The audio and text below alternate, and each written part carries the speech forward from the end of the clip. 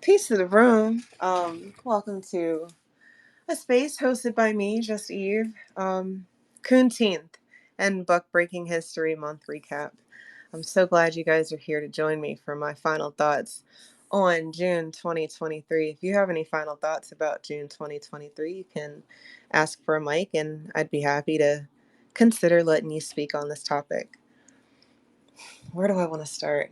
Let's start with the red, black, and green of it all. This year, I think very specifically, Foundational Black America has said no more. We are no longer participating in Pan Africanism because the Africans don't participate in the Pan Africanism with us. And it's really a one sided relationship. And I think last year, when we decided that delineation was necessary for us to get our resources, um, people felt some kind of way because I guess that we were the back that Pan Africanism was riding on in general. So when we've said that we're not going to support or at least participate in the way that we used to participate, people start feeling some kind of way. Peace to my brother Devon. Welcome to my June 2023 recap. Um, what's up? You have any thoughts about at least anything I've said so far or anything you wanted to talk about? Because I'm definitely thinking that this month, this year, is a little bit different than how it used to be. Even though they tried to do it, they tried to rock it the same. June 1st, everything turned into rainbow, like that absolutely happened. But people weren't really doing the same things, or at least they weren't supporting it the same way. Um, I saw a lot of pride parades, but I saw a lot of parents standing up for their children in a way that they hadn't before, or at least they weren't as loud as they used to. They're louder now. I don't know. Dewan, did you see anything like that this year? Yeah, this year I with 2023 would be the year forever mark that the year that the people started turning back against the mass propaganda, and not just black folks. Here in LA, up in Glendale, they had these trans people reading to the children, and the parents fought. And those Armenians, black people, if we think we got hater syndrome bad, if we think we got fighting syndrome bad, go hang around a group of Armenians. Those some fighting motherfuckers right there. And they went down to the school district and they was laying hands and feet on folks. And this is in liberal California. People and it's and people. The cool thing about this year, people aren't sounding hateful.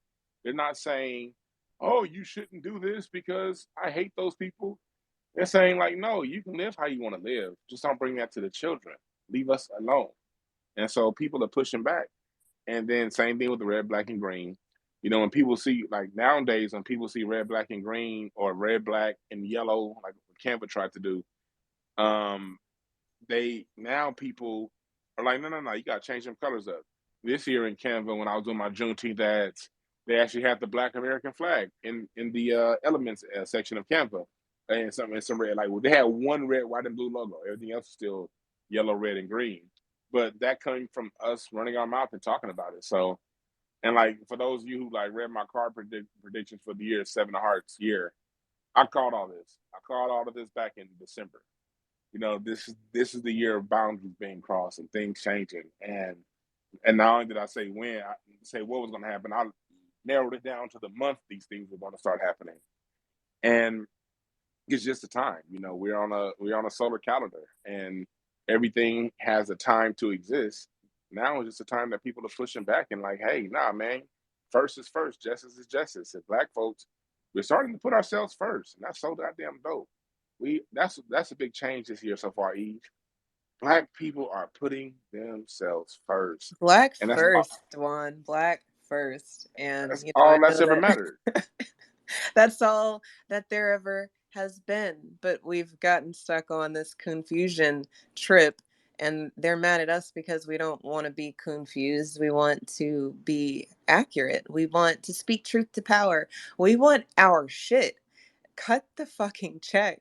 Like, really, this is what they could be doing. I think since the uprisings in 2020 to now, Black America has done more. We've been a little bit louder. And I don't think that it's just going to take us being loud. I think that we need to be consistent because Black America has a stigma attached to us where we will ride something for a little while and then we'll give it up. You see that with our music. You see that with our some of our traditions. I mean, you couldn't even Relationships. have relationships. I mean, when Tariq kind of reintroduced Tut to people, right? You had people telling people how to um, translate. Niggas was translating Tut for other people, and I'm just like, we can't have anything, like nothing that's ours is ours. But in the same instance, I think that that pushback, in-house pushback, is showing that we're doing something different. Like people hadn't really expected us to stand up for ours Hey, in this E, type of way. I want to say something real quick to the point you just made, real quick, about us being consistent and inconsistent, and we have been. But where we are right now started with Trayvon Martin. We got to recognize we also got to take account of where we're doing things right, so we can continue, so we can build upon that. It's good, you know. And since Trayvon Martin, there's been a steady drumbeat of, hey, it was that juxtaposition of having Trayvon Martin die with no justice while having a black president in office, and those row of murders, and that just slowly started to give people. It seems like since 2012, every year there were a few less coons and a few more black people more socially aware. But this social awareness isn't like back in the 90s. In the 90s, it was black fist, it was fight the power, it was very bombastic, in your face, loud, but it wasn't really backed with anything of substance. This time isn't as loud. Matter of fact, the people who are chanting Black Lives Matter, a lot of us are looking at them like, hey, you with them white folks over there, chill. You know, this movement has been a lot more consistent and it's been a steady drumbeat, a steady crescendo. So what we've seen happen in 2023 is the result of a lot of people getting turned on to Hidden Colors and understanding history, finding out who Dr. Randy Short is, listening to him, picking up Dr. Ben books. We're the generation that picked up those lost books that were written in the 70s and the 80s from Dr. Clark. And we're not running our mouth trying to make movies about it. We over here being about it through our action. And so I think where we are right now is a culmination of 11 years now of a steady drumbeat of changing our attitude and changing our mind. And I still feel that we're still only in the first quarter of this whole movement that we're in right now. Let me tell you something that you just made me think about. I became a mom the year Trayvon Martin was murdered. And I remember that year being really down and sad and I was pregnant, and you're not supposed to be that way when you're pregnant because the baby feels everything you feel, and it's real deep and psychological and emotional connections and stuff. I know y'all know all that stuff, so I'm not really going to go into all of that, but it was just really weird because I hadn't really had these thoughts about being a black child in America. Not really, because I guess if you grow up a certain way, you kind of just will live how you're going to live. And people are going to rock with you or they're not going to rock with you. I don't know that it's a colorblind thing as much as it's a you treat people how they're treating you type of um, lifestyle. But when Trayvon was murdered, you can't fuck with the babies. You can't. Like, I think that's across the board with us in America. I'm talking about us in America. Other places, you can fuck with the babies, and it's really fucked up. But um, I don't want to digress. Actually, I think Dr. Short might talk about that when he speaks. Peace, Dr. Short. I see you. Happy Buck Breaking and Coonteenth History Month recap. Well, a married white man to you, two sisters. Wazi to you, Wazi the sister Isla, and of course, brother Dewan B. I thank you, the Beavis and Butthead of B1. It's nice to always be here with Dewan. We always do something that upsets the algorithm in social media. And and my question is, do you know where your sub is? It's after 9 o'clock. And if you don't know, you shouldn't be in this room. But anyway, just thank you. Let me say hello to, oh my God, all these different people. I see Sister Devon And oh my, I see so many wonderful people. So peace, blessing, and peace to the room. Everybody, um, please share this room. Please, we treat this room.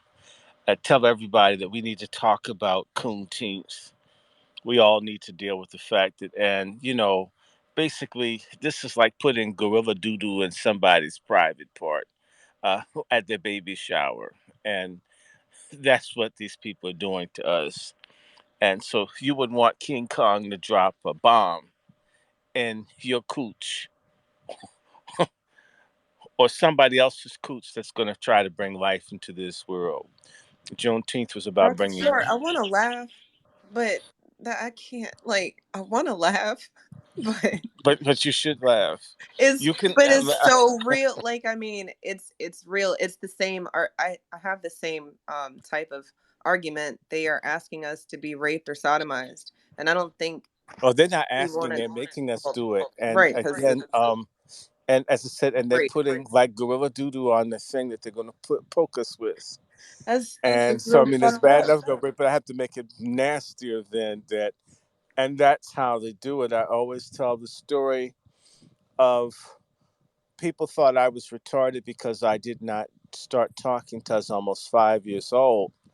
And so some white kids put candy on raccoon shit, and they figured they could get me to eat it. They're white because I'm black, and I was stupid. And one of the rare times that I speak is I denied that shit with candy on it was candy. And then they jumped me, and I came very close to eating raccoon shit, which is very deadly. Um, One of the few things I didn't even have a word but screaming because I didn't talk when someone's trying to feed me shit. And that is how the system is. Thank God for an older brother who usually let me down, but he showed up on time just as the shit was just within, I'd say, a millimeter from my nose. And you went to an all white school, right, Dr. Short? Well, no, not all white, but school that was being desegregated. But this was at the neighborhood. This is where I live, not where I went to school. It's So just these about. were little baby coons. Oh no, these were white kids who were a couple years older. Oh, okay. Um, and part of the reason they wanted to force me to eat the shit was the white kid male, who felt he was smarter than me. I made him out to look like a fool. And of course, if I was the dumbest, there were only two blacks in the neighborhood, my brother and I, and the dumbest nigga in the world, as far as they knew, made this smart ass white kid look stupid. So the response is there has to be punishment. And that's how white society will always force you to eat raccoon shit and tell you it's candy, because the only thing they really have, white people's only real wealth in the world, is their ability to fuck over black people. They don't have anything else. And the only white folks who have anything are Russians. And really, and look at what's happening to Russia. Most white folks, what they have is what they've taken from other people. England has no real wealth. France has no real wealth. Sweden, Norway, Denmark, Spain, Italy, God, Poland. Their existence is parasitic, and we're the bottom bitch of this parasitic hierarchy. And in particular, one of the most important dynamics is the almost like the reincarnation of bullshit, and that is to impart a system of a spiritual, physical caste system of us helping to ritually sodomize and vaginate and abuse ourselves for their lie to be true. And what how do you do that is you get that in the young, which is why now that I've got white hair and people see me as an old nigga, I don't have any problems. They figure I'm impotent, but my sperm count is quite good, thank you. But I have white hair. The hatred is most aggressive against the young. They're the ones that have to be broken, okay? Generationally, buck broken. So this intergenerational buck breaking has to be imparted to a new generation, whether they're going African trick-or-treating in Kansas City or trying to find your skate and your iPad in Florida. African trick-or-treating, you get your mom or someone gets blasted and nobody can see that we've seen this. And also, one of the things that you do is you destroy the I don't, how can I say this? It's like they talk about the baby elephant, that you put a heavy shackle on the baby elephant's leg, and that thing is so used to not being able to move or do certain things that you can put a a jute rope or fiber rope around its leg later, and it still has that chain in its mind. In the school that I went to, the way that they started the school year off, each new class was to take them to the library. And the introduction to knowledge was the woman reading Little Black Sambo from a very expensive book. And it was devastating. I can recall it, and watching the other few black kids who couldn't handle the laughter of their white peers succumb to feeling inferior and crying as all the white kids cheered on the Little Black Sambo story. That's their introduction, their first week of school, was that you're nothing, you're a savage, you're in the jungle, tiger pancakes and all this other kind of stuff. And who could be upset with Miss Price, the good, loving, kindly librarian, right? That's It's always something hijacking it, and that's what they're doing with Juneteenth. And it's interesting. All I can say to you, isn't it?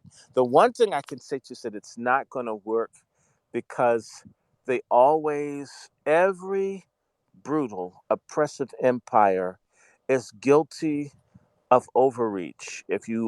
I will say this to everyone in military science: no armed force is all powerful at all times on every front.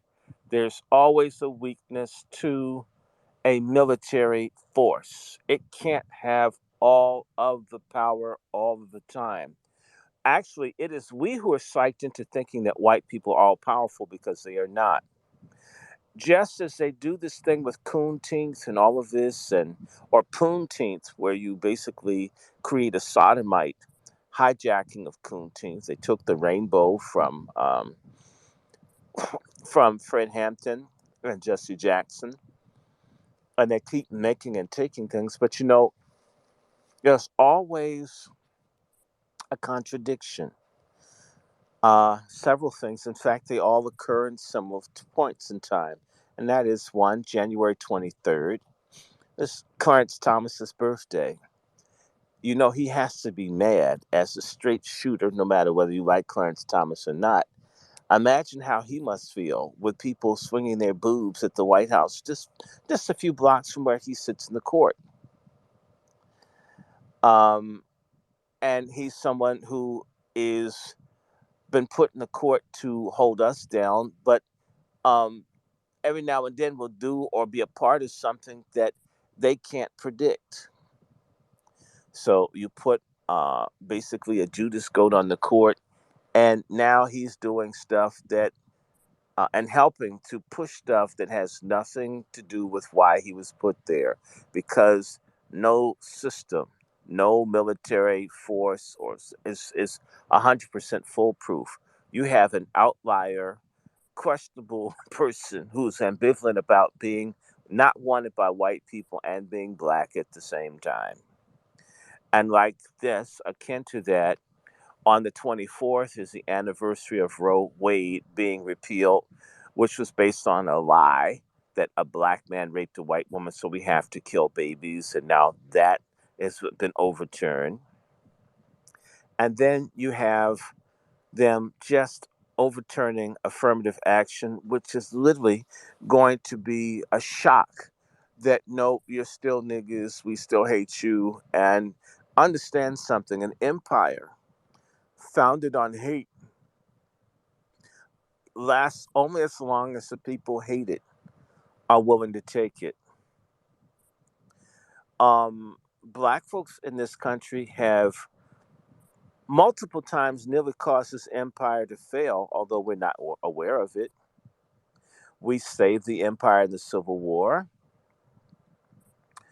Black folks almost overturned the American Revolution, but a considerable number of black folks, most blacks fought against the American Revolution, but a critical mass fought for. Had all black folks revolted in the American Revolution, there would be no America. Black folks almost took out the empire in the War of 1812. People don't deal with the fact that black folks who were Maroons and other things joined the British Army and burnt Washington, D.C. to the ground. The British didn't have their plan. They had their navy down. They've never been good on the land. Weren't able to take Baltimore. Had they gotten Baltimore and D.C., they wouldn't. The United States may not be here. And black folks took Andrew Jackson at his word that if they fought for him, that black people would get their freedom. So the Battle of New Orleans was won by blacks in Louisiana. Sister Isla knows this. They didn't get their freedom. The United States wouldn't exist if black people didn't believe in people who hated our guts. The Tet Offensive, if you ask Dr. Winters, where the Vietnamese overturned the American occupation of Vietnam, was based on black urban rebellions. The most dangerous things that have faced the United States have been things like Red Scare, Summer 1919, black folks also fighting during the Second World War, as well as the fights that occurred between 1960 and 1972, in particular 67, 66. Excuse me, this air quality is really jacking my throat up. Forgive me. 65, 66, 67, 68, and basically 69, but in particular 68 being the big one, where black folks put this whole country on notice that it could go down. The entire United States military had been mobilized because they couldn't tell what black people were doing. The greatest country in the world brought to standstill by a few thousand black folks who are tired of bullshit and not having anything to eat. We have the capacity to force things if we only wanted to. And I'm not here encouraging anyone to do anything other than to imagine that we don't have to be the bottom bitch in this society. And I agree with Kanye West, my mentee. Slavery is a choice. And what Brother Dewan is saying is that we ain't choosing it no more.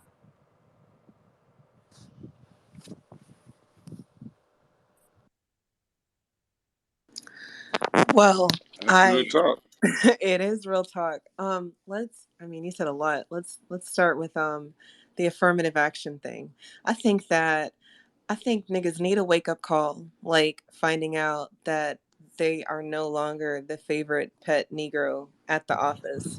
I think that that type of uncomfort will make them do something else. Like really, when Obama got in office and didn't do what he was supposed to do as the first quote unquote melanated, person in office, niggas was mad, but they weren't mad enough to not give him a second chance. But fool me once, and then well, Well, hold it, hold it.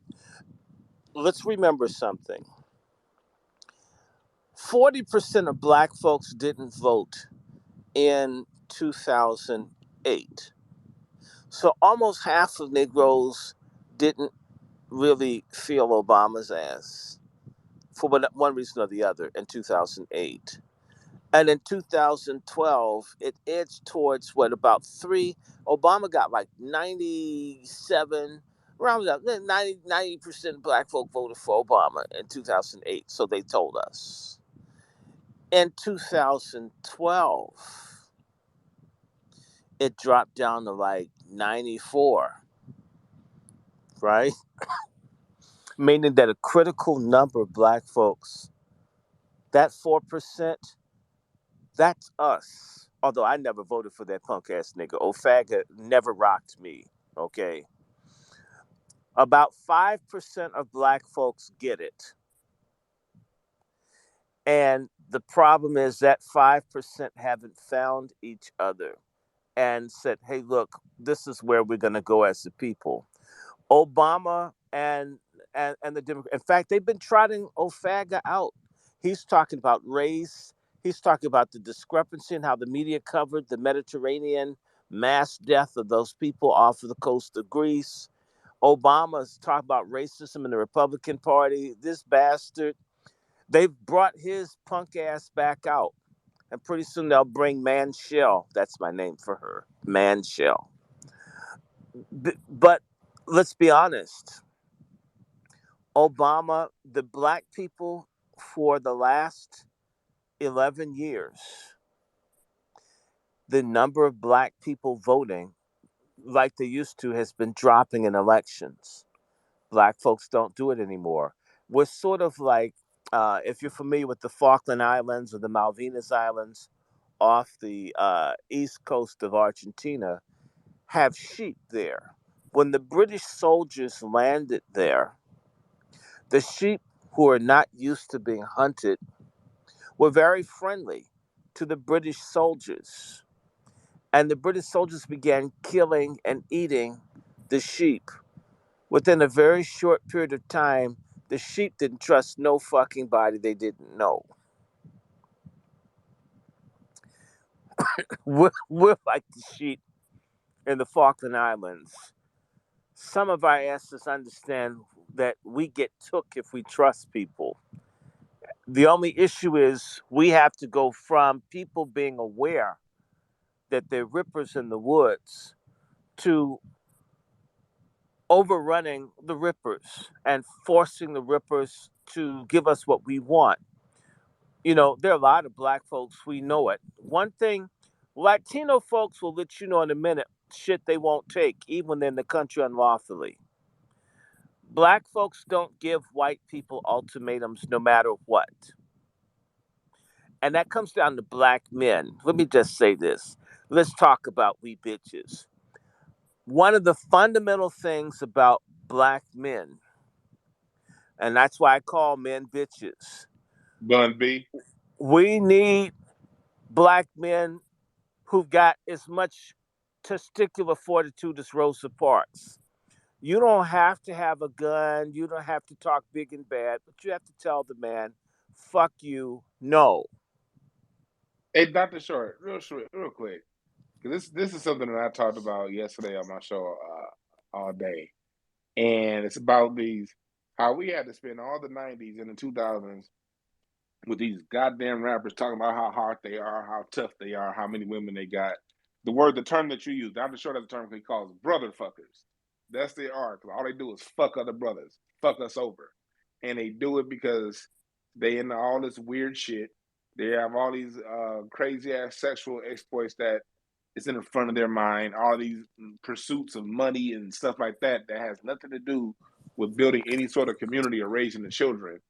Mhm. And they played this strong old gangster character for the last 30 years. Now you got simps like Fat Joe coming in talking about hip hop is Caribbean, and can't none of these hoe ass niggas say shit. And then you got Buster, you got people that literally stealing our culture in front of us. These people got handed the culture from our grandparents and grandparents, our cousins, and they allow somebody as corny as Fat Joe, and they're not saying nothing. They'll write a diss record to each other over somebody stepping on their shoe, but somebody trying to steal the culture, they ain't saying shit. And Yeah, because I'm using them as an example to how black men have been behaving overall. for So if you if you 400, talk about if you 500 talk about years. if you talk about LeBron James and Michael Jordan, it could be a World War 15 up in this motherfucker. But when it comes to things that's going to help us out, things going to help us grow, cats is silent. This is something that, as fellas, when it comes to leading, first is first. You can't run around talking in this manosphere shit, talking about leading and that she ain't gonna let me lead. without stepping your ass up and leading. And one thing we can lead on is the protection of our group, the protection of our people. Let's give our people the same attention we give Michael Jordan. That's all we got to do. Mm-hmm. Mm-hmm. That's all we got to do. That's all we have to do, and we have to tell people, fuck off. The whole thing about the Brown case and other things is certain people saying, fuck it. I mean, and it doesn't have to be militant. You don't have to be rude. But, I always share with people. I know I did the story with you before, Sister Eve, when I worked as a waiter, that we had a white manager who would touch the black men on their asses, massage their asses in front of everyone. And no one said a fucking thing about it, black men. Nobody objected to it. These guys, big, tall guys, take this stuff from this white dude with fucking polyester, Payless shoes on, no less, that you had to tie up, not even slip-ons. Damn. And me, I was considered white boy faggot. It basically meant I was trying to do something with my life, so I'm the enemy. The white guy feeling the black man on his ass, disrespecting him was okay. Me simply wanting to go to college was a crime. This is how black men are, how we're bitches, okay? And it gets better.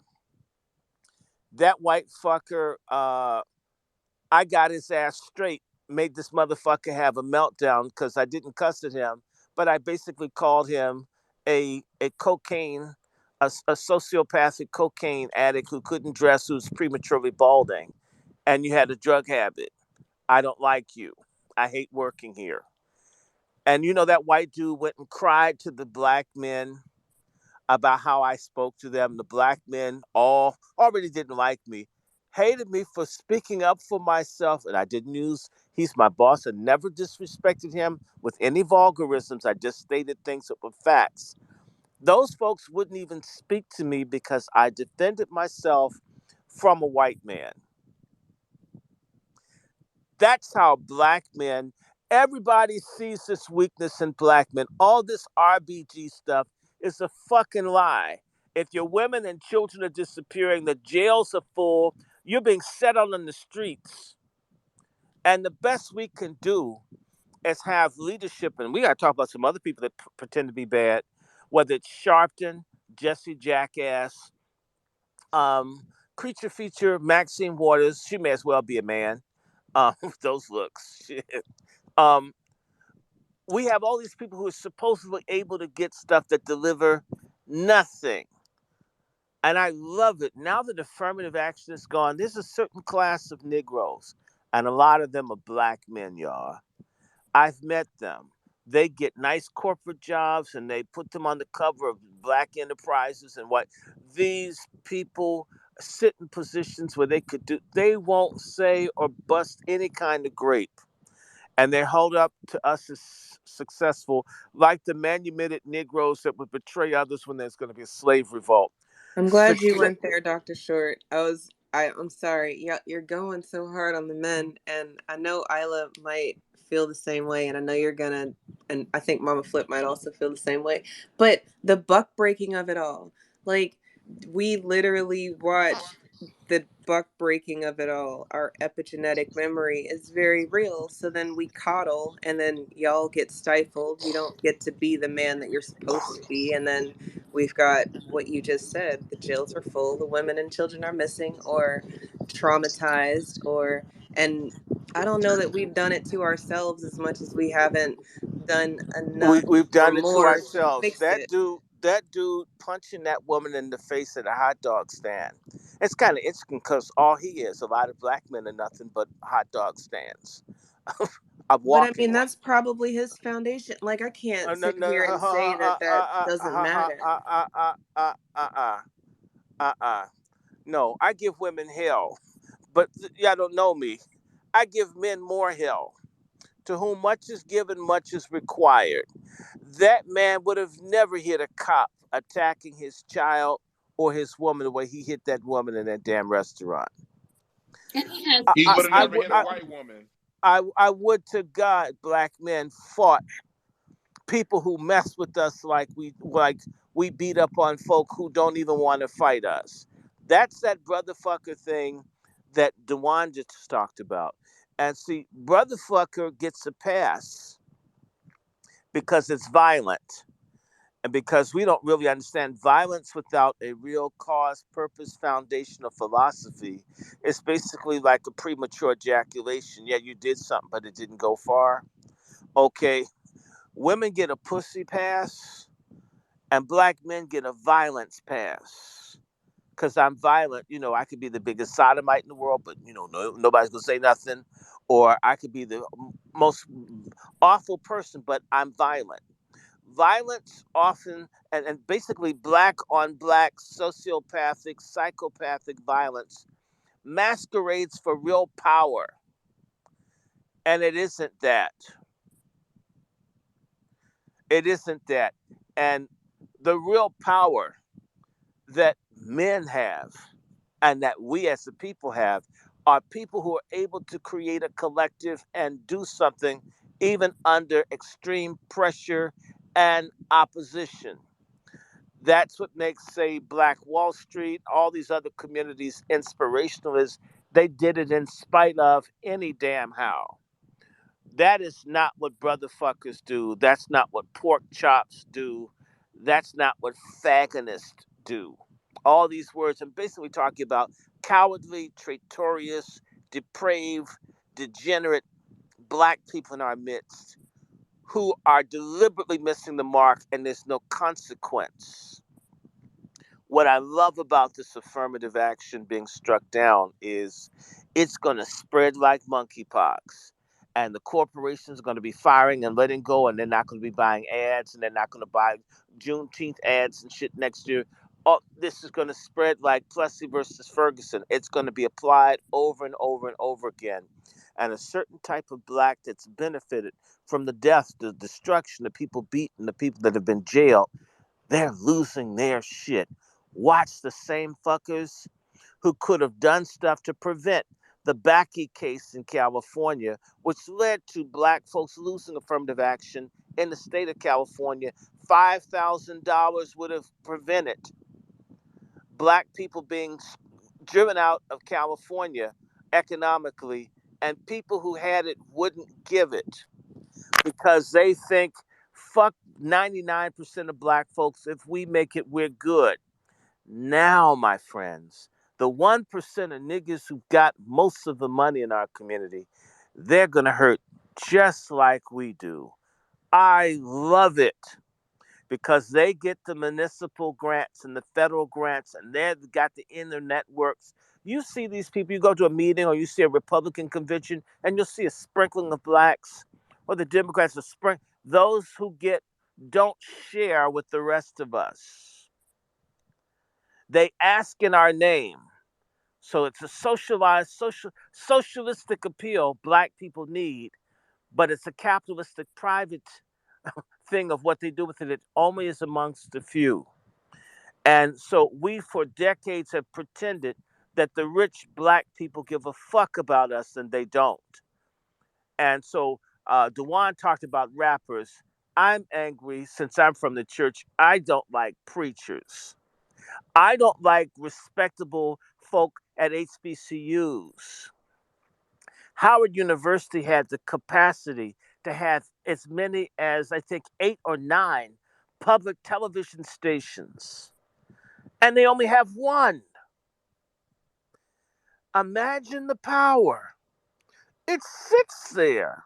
Main thing happening for a long time, I'm going to tell you about these niggas, is them stealing the equipment that people were donating, letting folks steal stuff. Oh, yes. The stealing, the grifting, and the graft. Even now, my friends, in Washington, D.C., I will have the evidence hopefully by next week. In the city budget, they have money to help Chinese in need, uh, Latinos in need, gays in need, and others. And there isn't one single dollar for black people in need. Not one. How is this acceptable? I will be bringing this shit up. And there are black folks all in the streets in tents, losing their mind, now even attacking members of Congress and their staff because it's so crazy. And they've got Ukrainians and everybody staying in hotels, just like New York. Uh, it's amazing. And people know about it, and it's done. That's $1 billion budget to help small businesses. If blacks get 1% of the money, I'm a mulatto with a zebra dick. This is what's happening, and I'm telling you, I love it. In fact, Clarence Thomas, as crazy as Clarence Thomas is, he was spited by the light skinned people at Yale and other places, and he's attacking the 1% of black folks who he hates, hiding behind his conservative thing. It's his throwing a rock at the people that called him ABC in school, America's blackest child. Uh, this is what's going on. I love it. Whether he cares about us or not, but I will put in an appeal for Mr. Thomas. A real story. For the people like Maxine Waters and all that criticize Clarence Thomas, I will give you my Clarence Thomas story. Clarence Thomas was the patron of a program called Project 2000, directed by my cousin, Spencer Holland. Spencer Holland, you can Google his ass, look him up, was the most successful black educator in the country that could get kids who were completely written off on their way to prison and within months could move kids' grade levels, boys. And he couldn't get any money or help for his program to try to save the lives of young black men. The only person that shook the tree to give apples and to help these young black men was Clarence Thomas.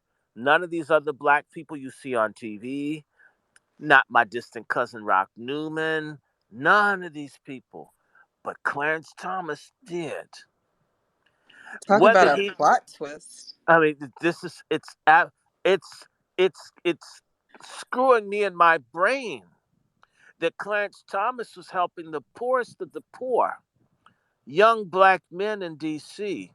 As long as the program was for real and the money wasn't being spent on white women, cocaine, yachts, and trips to the French Riviera, Clarence Thomas was shaking down white people to give money to the poorest of poor people from Anacostia, D.C. Maybe that little teeny tiny thing was token, but there are other people who are so black and proud and radical, so we're told. Well, there's not even a fucking token. This is the problem I have. It's that they don't do any damn thing. Ever. And no one says anything. Like TD Jakes' bitch ass. Creflo Dollar's crooked. And it's alleged, according to an associate of mine, that TD Jakes, not TD Jakes, it's alleged, the allegation is that Creflo Dollar will gang rape women. People like this that are held up, and you notice they never ever talk about anything realistic or anything happening to us. They're brotherfuckers. The rappers are visible. I'm concerned about the elite Negroes, the ones who have money. When the chief of police in DC was fighting against these Latinos bringing fentanyl into DC, and they decide they're going to kill him, our mayor and other people wouldn't back the chief of police whose family's lives were threatened. That's why we don't have the same chief of police. They were going to let this brother be, he and his family be murdered. They won't even prevent crime or dope or terrorism. And yet there's money in the budget for people that would threaten the chief of police life and his family. They get money. And law abiding folks, black seniors who have disabilities are getting $12 a month and SNAP. and yet folk in here illegally are getting 3, 4, $500. It's not, y'all get me. This is what I love about the black conservatives. Even if they're self-hating Negroes, they're rebelling against the narrative of these fake ass Coonteenth people who've got black folks at least listening, following them, that refuse to deliver. And these folks, Thomas Sowell and others, Thomas Sowell's a Caribbean, by the way, they keep telling us that these people are fuck ups, and they are. And I'm not saying that we have to go with Sowell or Thomas, but as we say in the scriptures, let the redeemed of the Lord say so. Let those that are truly be one stand up, find each other, and do something, or we're damned. Dr. Short, I think really the overall like message here is like there are no teams. We don't. There's no liberal team. There's no conservative team. It's a whole bunch of dickheads out there that are self-interested. That every now and again we come across, and we come across similar paths to where we can do things together. And I think that's another lesson that Eve asked a question earlier when she was talking about something that people are saying is here. We're saying that okay, yeah, just because you're blue or this, that doesn't necessarily mean you're on my side, and just because you read or whatever, that doesn't necessarily mean you're against me. Let me let your work speak for itself. That's where we are right now. Let your work speak. And Javon, and that's even more poignant because it is the self-interest of it all that has us connecting with people that we wouldn't necessarily be connecting with. And that's cool. I mean, we need to be more selfish. Like that's why we're in this boat right now. We're so very selfless, and we would give the shirt off of our back. And what type of existence is that? How do you put out right, somebody else's fire and your house is burning down? That's Or what as I we've been say, trained why to wipe do. another man's ass I when you're mean, feeling mushy yourself? that's just some shit. And look, I'm sorry, y'all. We got some hands up. Raj, you keep putting your hand up. I'll get to you. We don't. Your profile is private, so we're not sure about you. But Mama Flip, peace to you. You've been waiting so patiently. Oh, Um, and tell everybody, retweet this room, y'all. We need to have this discussion oh, we about gonna have this Coonteenth. discussion. Retweet this damn room. Come on, y'all. Like this. Retweet it. Become friends to Dewan B, the baddest nigga. I call him Black Buddha. I mean, he don't even need to sit in a lotus position to command respect. Please, please, please get behind people in these spaces. Communicate, talk to, like, engage one another. Send this thing out and say, "Oh my God, this is Dewan B and Sister Eve." I mean, the basically the what would we call her? The Asada Shakur of Twitter Spaces. Oh my God, come on, y'all, and Iva. I mean, who's basically the assassin. The kind of person. She's like one of those Algerian pocketbook bombers. Come on, y'all, turn out, retweet it, everybody, send it out, let them know we're out. We're gonna turn it out, and of course, happy birthday, Clarence Thomas. We wouldn't be here without you. Praise the Lord. And they did this in Pride Month. It was a double diss, y'all. Not only did they smear Dookie on the black Juneteenth flag, they attacked all of our stuff. They've got white men flicking themselves and twerking in front of black kids. You have black folks twerking on the police cars in DC. Real talk, it really happened. All this stuff is happening. And it's time for us to wake the hell up. They're coming for us, and we need to remember in slavery, which is very sexual, slavery is very sexual, folks. They would sell children by the pound. If you just wanted to have kids to screw and get rid of, you could buy black kids by the pound. I had an ancestor that was sold for $7 because their owner wanted to get high off of some nicotine. So for $7 worth of some tobacco and $7 sold their own daughter. It's one of my white relatives sold their own damn mulatto daughter for $7. Uh, Dr. Short, give me one moment. I'm trying to approve Nimombi. No, Nombi. I'm sorry. I can't. I'm sorry if I'm messing up your name, but for some reason it's not letting me come through. All right. Naomi 2, I sent you a mic, and hopefully that worked. But yeah, I'm sorry, Dr. Short. I didn't Go mean to for it. cut you I'm off. just But trying to set a Mama fire. Flip, Mama Flip, Mama Flip. Peace to you, sis. Welcome up. Welcome to the stage. You have any thoughts on Coonteenth or the buck breaking of it all, or anything that's been said? We're definitely going to dive deep tonight. So, if you lost your train of thought because you've been up here for a minute, that's cool too. I understand. It's okay. Good evening, everyone. My thought is about tonight this affirmative action movement. Like it's been heavy on me today. I know we weren't the ones, Black Americans, who mostly benefited, but the only good thing I can say about this is Black Americans will now understand we have no friends. Like we have no friends but each other. All these groups are trying to take away everything that we fought and died for. The Asians linked up with, the whites linked up with the Asians. It was just a crazy thing that happened. And we were the ones who were advocating for all these immigrant groups to come over here. And look how they have stabbed us in the back. It's the Asians, now it's the Hispanics. No one cares what we have gone through.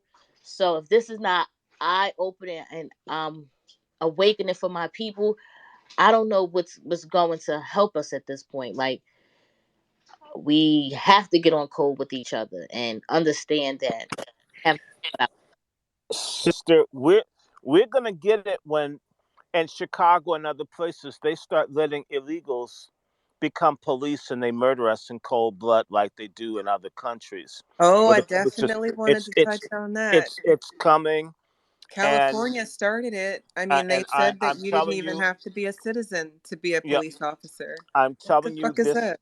this is going to have to happen.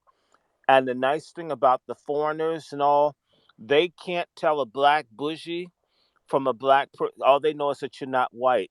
Certain black folks who thought that they're removed from this. Let me just say this because a lot of us don't get it. My family member that you hear about, my cousin named Emmett Till, his family was bougie relative to the ones in Mississippi. What got Emmett Till is that Emmett Till wasn't a broke Mississippi cotton picker's kid. Because that happens all the time. It still happens, missing kids. Black people that are poor aren't worth a fuck to black people. We're all obsessed with the more successful black people. We're all into jumbo and large. Anything ordinary or average doesn't count. Emmett Till was a bougie black kid that got killed. So we got to fit that in our head. That's real crazy, Dr. Short, because I feel like that means that our success stories, we treasure those a little bit more than the people who aren't doing anything to better their situation. I mean, that Well, sounds but like that. everyone doesn't. Everybody white isn't successful. We have as many broke white people as you have almost black people in this country. The mediocre whites are the majority. We're the only people that buy into the idea that we aren't shit. So the only way that anybody black has any value is they've got to be wealthy and well known and seen because we believe that we're worthless. That's something, and there's nothing that can make you feel good about yourself except for you deciding to feel good. But what I'm saying again, these new people that come here, the Indians, the Chinese, the boy that got shot in South Carolina, he didn't come from a broke in the store. He didn't come from a broke family. What I'm saying to you is things get worse. These foreigners and other people, they're not as conscious or studious of black people. white Americans that have some knowledge of black folks don't rain hell on successful black people typically. They know that black people who've achieved don't give a damn about the majority of us. They can kill as many broke black people as they want, as long as they don't mess with somebody that went to Morehouse or went to Howard or went to some Ivy League school or a doctor or dentist. Typically, those people don't get hurt by police or anybody because they have some wherewithal or network by which they can fight back. What what is lacking for our people is that there is not since the National Welfare Rights Organization of the 70s has there been an organization or a movement to help black people that are broke. See, we have another issue, a class and caste problem, and color and money and degrees of color, money, hair gradation is as important to us as the people who hate our guts. However, to these foreigners and other people, they don't see that. They're going to be clumsy and sloppy. And the reason you're beginning to hear more and more about this whole illegal and immigrant thing is that black people who do own houses, who never said anything about blacks being driven out of the public housing in Southern California or in the Bay Area. Now these people are encroaching in things that certain sorts of, I guess, supposed successful black people are now feeling the pinch of the black folks that they left behind. And I'm going to tell you something. I personally am not going to do anything for conditional niggas, for folks who get upset about injustice when it kicks them in their ass. Don't waste your time on such people. It's only people who are for justice that are unconditional. I don't need to know Isla personally to be upset if something happened to her in Pensacola, Florida. We need to give a damn about, and we need to invest our energy in those people who see us as a nation of people. Those who are individuals who are upset because they get the same treatment of the collective are part of the problem. The reason that we had a movement in the 40s, 50s, and 60s is that the system treated everybody the same way. Folk in my family that were high yellow had cars. They had cars so they didn't have to sit on the back of the bus. There was always certain people who had ways to circumvent being treated like the other black people. But what's happening now is they're making it harder and harder for us all to not feel the same stab in our back from the system. But we should not invest one iota of energy on people who only care about racism if it impacts them as an individual versus persons who are upset and have had some connection. I have people call me, hey, Dr. Short, could you help me with this? And you ask them, well, are you involved in anything? Have you ever done anything to help anybody else black in your life? And then people, they've lived their life having never done anything for anyone else.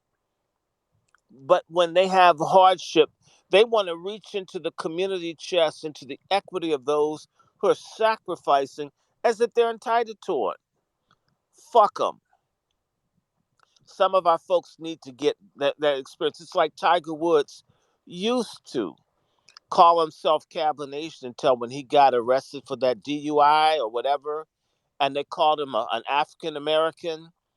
He hasn't said that shit since. Some people are only going to get it when they get screwed like we do. And we shouldn't rush to be emotional because they need that rude awakening. In fact, we need a major rude awakening for a whole class of folks. These are the people who receive the benefits of all the movements that haven't given back. We should not rush to their aid. There's a huge group of black folks who've never stood up, who will never stand up, who waited for other people to die or be beaten or jailed or blackballed, and they've collected. We need to set things up in whatever movement comes next that only people who paid dues can come to our mutual aid fund and get something. We got to start doing that. I don't see your card. You don't have a membership card. I don't know you. Let's stop. Everyone doesn't deserve our empathy, our sympathy. Black empathy and sympathy matters. And I'm saying this also because the tethers, this affirmative action is going to hit the tethers hard. It's going to hit a whole bunch of people who've been riding our ass, eating our pie, and hating us. And look, unless they manage to steal the election again, the Republicans are going to win in 2024. It does look that way, guys. You know they're going to come down on the tethers. If the Republicans come in, they're talking about deporting everybody. They're going to be people coming off of their I hate black American high horse, trying to get help from us. I have a nigga that was just very rude to me from Sierra Leone, trying to get me to come to Pan African events. Imagine that, Sister Eve. And I told the fuck, if you want something from me, put in an email. They haven't taken the time to do it. Fuck them. That's the other thing. That's one advice. Economize your empathy, your sympathy, your love. It is golden when you meet people like Sister Isla, Sister Eve, Sister Devon, all you guys, the black folks who care. We have to stop being cursed by our compassion. Stop being compassion uh, 304s. I am not No, a you Pan can say African it. Don't be a 304. compassion hoe, because Yes, don't they be a gotta compassionate, spell it out for a niggas. compassionate hoe. Stop being tricks to black people from here. Be black foundational black American sellouts or the foreigners. Don't help anybody that won't, hasn't already helped you or isn't paying you. Trust me, if we put a premium on what we do and who we are, we'll get respect. Stop giving what I would call the human rights pussy away. Close your legs. Absolutely, absolutely. Thank you for that, Dr. Short. Isla, I want you to say what you got to say, but then we got Ryan. I think is Okay. that how you say that? I don't know if Yeah. Mama Flip had a final thought, and then our brother Twizzle came up to the stage. So let's go like that. I wanted to just add to what Dr. Short said. In addition, I believe we need like a code of silence, right? Where we're not sharing what it is that we're doing with everybody, right? And on top of that, I think that in order to implement some of these things, we need a very strict code of discipline and consequences. I'm on some mafia type shit. Sorry about that. But in terms of, breaking code and going against the group, I'm harsh when it comes to punishment, but I'll leave it at that. That's not mafia. That's Everybody let's. everybody does that. All I can say to you, I always say growing up as a southerner, anybody white in our neighborhood that was nice to us, the white folks were 10 times harder on them for being nigger lovers than they were on me for being a nigger. That membership has a price and it has a value. We have we must incentivize who it is we are and why you don't want to cross us and why you want to get with us. As I said, if we stop being hoes and became call boys and call girls like Stedman Graham, we'd at least be connected to someone with wealth and power if we couldn't get it ourselves. So we need to learn how to be like Stedman Graham. Don't give it away, sell it. And if we're being honest, it's Stedman fucking Oprah, because I don't even think that that's happening. But okay, let's not digress. Well, no, he isn't. Come on, we know that. Look, we know that he's her beard, and we know. Come on, Stedman's got a pocketbook bigger than Monique's. I know. So it's He just got the As my mama would say, he got some sugar in his tank. I'm saying, Not right, sugar. right. He's got the whole Domino Corporation. I mean, if you take him to a wave pool, people think he's Cuba. See, I knew we were gonna be bad. Peace, Ryan. Welcome up. Welcome to the stage. So, What's up? so I have a lot of thoughts, and I have a very short, very limited time to say. So maybe 3 minutes. The one thing that I think about a lot of times, like when I was growing up, we were taught that Clarence Thomas and Ben Carson were African American achievers. As a little kid, I remember when Clarence Thomas was nominated to the Supreme Court, and it was such like a big deal. It was like a big deal. I remember hearing about Gifted Hands from Dr. Ben Carson, and I remember as a kid going to a Bill Cosby comedy concert. He had performed. I'm from Memphis, and he had performed at the Mid South Coliseum. Okay, now keep in mind what I'm saying here. I was a kid when this was said. When this was said, the way I feel about Clarence Thomas is that I believe that he hates his own black skin because the things that benefited that you are against the things are the things that helped you get to where you are. So it was basically, to me, in my mind, it was like, I got mine, fuck you, I got mine. So I'm not convinced, I'm not focused on helping other people who look like me get up to where I am. But so, Ryan, did you not hear Dr. Short just kind of give a little plot twist in the Clarence Thomas? Uh, how there was one Dr. Short. What instance did you just bring up maybe 10 minutes ago Project about? 2000, if people listen and take notes. The man's name is Spencer Holland. The program was on 60 Minutes. It's not advertised. Clarence Thomas does a lot of things to help black people, but he doesn't want it publicized. Although I don't like half of what he does, but half of what he does do I like. I know black folks that none of what they do I like.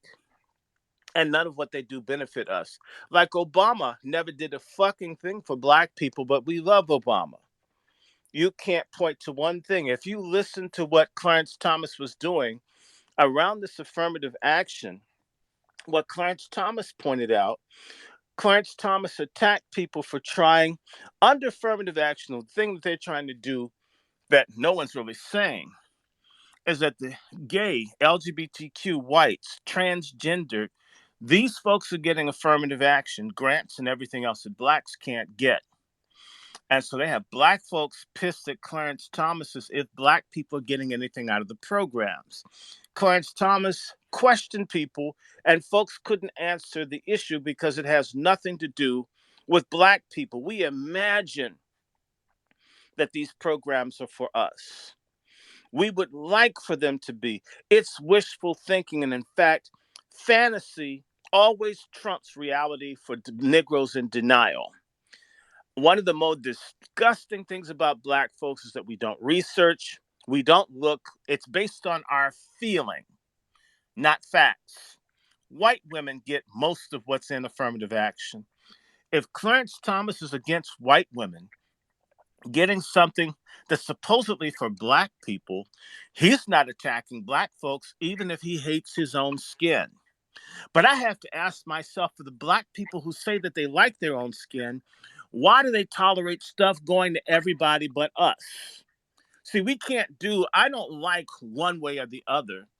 I don't like hypocrisy.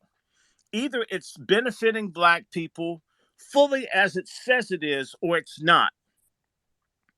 And the problem is we're very dishonest.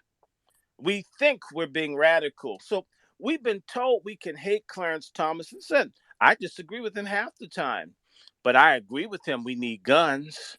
I agree with him it's outrageous that the whole policy of mass killing people in this country is targeted in particular preventing black people from reproducing.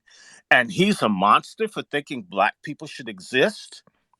Does he really hate black people's guts so much that he's a vocal person to prevent us from being wiped out through abortion? And yet the black people that say, yes, kill black babies, they're heroes. Are we listening to ourselves? See, there's a popularity thing to hating people because they're not popular in the group without listening to, is there anything I can get from someone? You know, I grew up as a preacher's kid around winos around the church, and the smartest people were the winos. You could learn something even from the person that reeked of alcohol and piss, because not everything they said was wrong. In fact, a lot of times the winos were the most honest, direct people that you could talk to. We have to take what we can get wherever it's good and use it versus not, well, I'm not going to use it. I'm mad at him. It's the same way our traitor black Democrat leaders said, we won't even get anything if Trump offers it because we hate him. But you see, they're rich. These folks in Congress are rich. Anything for black people poor, if it doesn't come from Nancy Pelosi, we don't want it, even if it stood to benefit black people. I should have graduated from Howard University debt free. Instead, I owe $200,000. A white Republican offered Howard University money, not for people to have to be a Republican, where Howard University students that were grads would be paid to do work in the black community. They would get paid $20 an hour, and this was like 20 years ago, which was not bad. Not only would they be paid that, more than 20 an hour, they would have to work in the black community to help black folks that were underserved, and they would get their tuition, fees, books, everything waived. Howard University refused the money, and for years graduated the most indebted students in the country. But they said no to a white Republican, even though anyone that knows Howard knows it's a Republican school. All the HBCUs are Republican. So most black folks don't know shit. They don't read, they don't research, and it's based on feelings. And we have to walk on eggshells around people who are ignorant of the larger picture because of their feelings. No other group of people, in particular our men, are more woman-like than the women are. And you can't touch anything that's feeling oriented. People who are emotional instead of rational will always be enslaved to the people who are able to think. A word on the National Archives building, if I'm correct, is knowledge will always rule ignorance. We're being ruled because we're stupid. And we have to decide to stop being stupid or shut the hell up and let them exterminate us.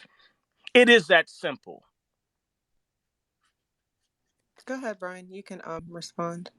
Well, one, I was trying to like finish my point, and look, Doctor Short, your views are your views, and everything. One thing I do know in the black community is that we don't believe in accountability. Okay, that is one thing, and I don't do things based on feelings and not facts. What I do believe in, and what I believe in, and I was trying to say this, it's like growing up, we were taught that, okay, Clarence Thomas is an African American achiever. Growing up, we were taught that Bill Cosby was an African American achiever. And in theory, that is very true. But when you get older and you see the shit that they do, then your whole opinion of them change. My opinion of Bill Cosby changed when he talked down, when he made a black football player cry, even though this dude graduated from the University of Notre Dame with a 2.8 GPA. This dude, Bill Cosby, made this dude cry.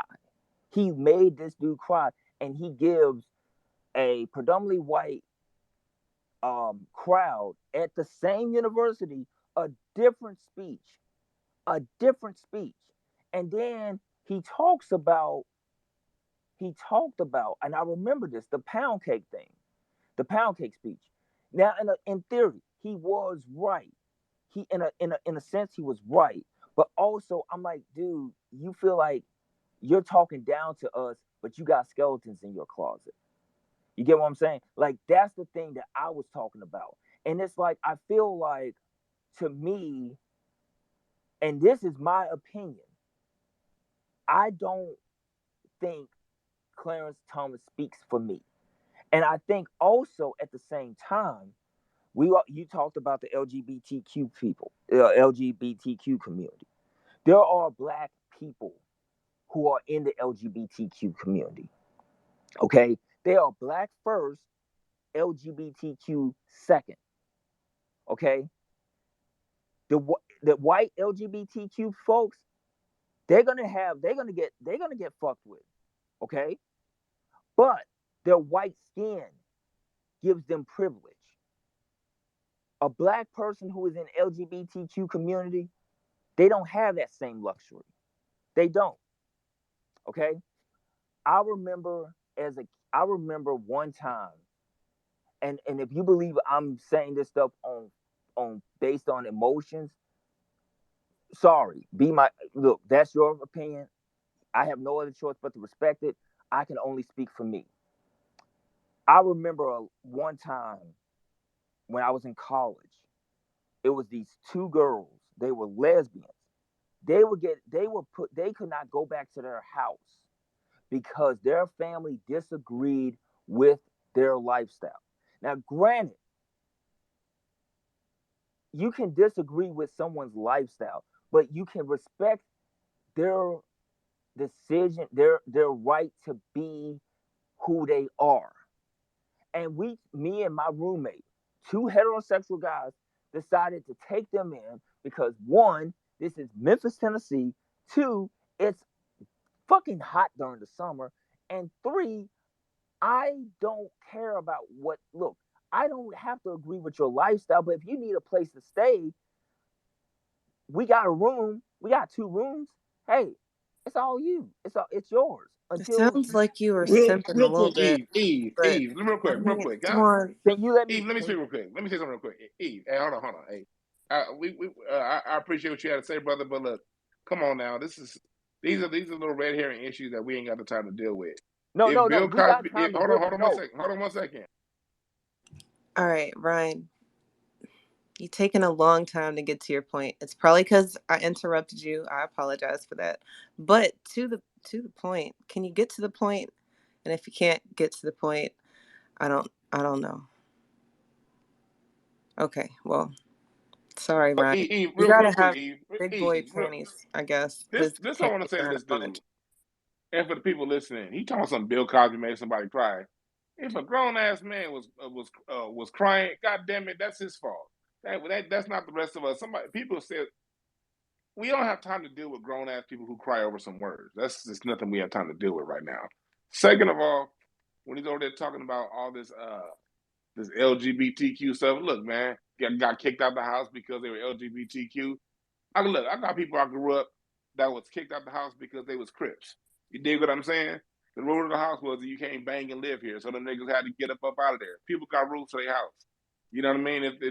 How And about if just somebody getting kicked out of your house because you want to do what you want to do? And what you just said right, is what it is. Like, if you can't follow my rules, you gotta go. And some of us went. So come on now. The simp was making me itch. I am not one of those broads. I am not her. I don't like when y'all are like that. And Dr. Short was talking about it earlier, the buck breaking of our men.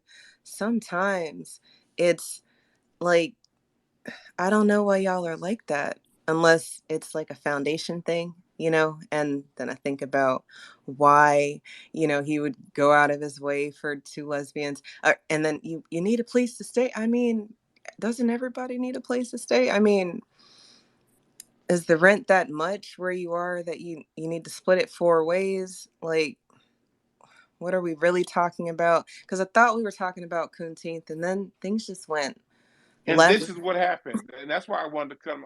This is what happens. We're talking about things, substance. We're talking about things. Dr. Short's giving out information that's, Dr. Short's not telling everybody to believe in Clarence Thomas. He's just offering a different perspective, that one that's not being told by the media. And we're having this constructive conversation.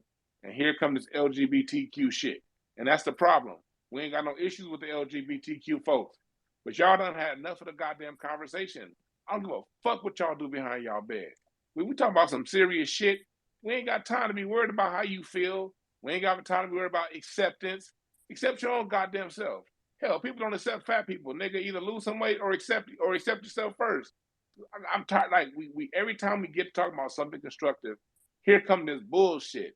That gotta stop, yo. We gotta check that shit the minute they come in. Like, no, I was having a discussion today with this whole affirmative action thing with some lady. She's talking about something. Well, they took Roe versus Wade too.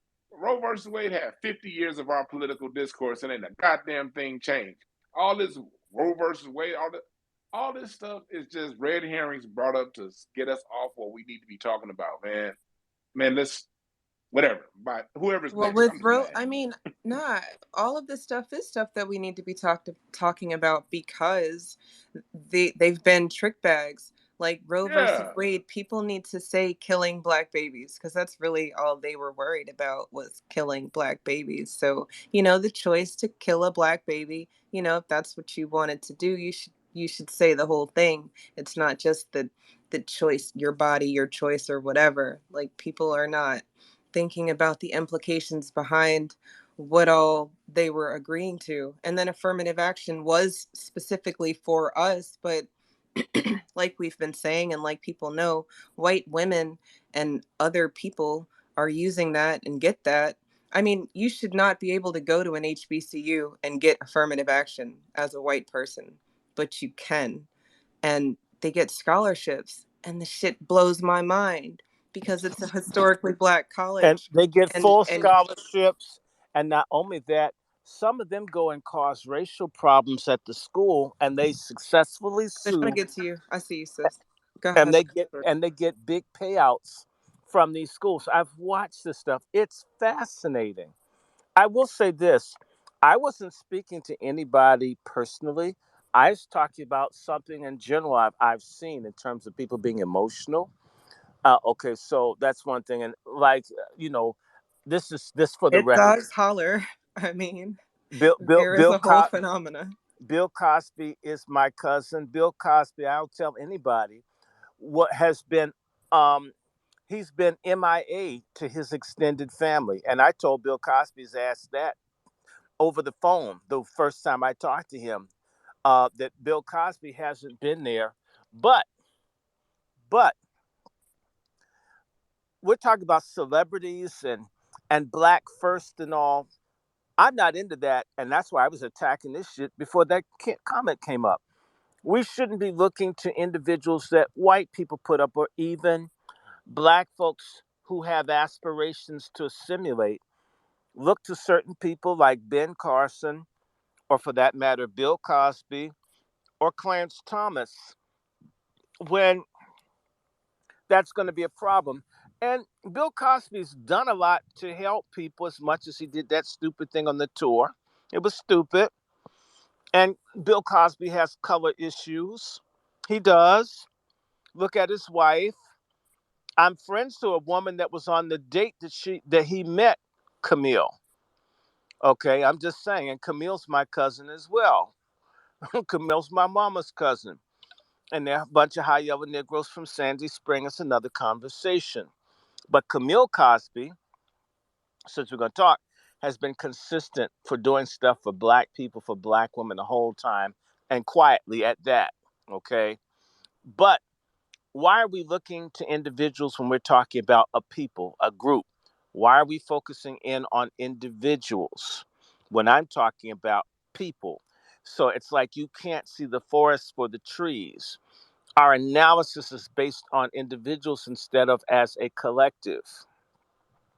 And we should stop as a people having what I would call a pornographic, voyeuristic life that we live our life through this Ebony magazine thing where we're looking at black people who we'd like to be like, instead of finding out who we are and doing what we can do and modeling ourselves. And like I said, for your friends, your family, and your God, if you've got one.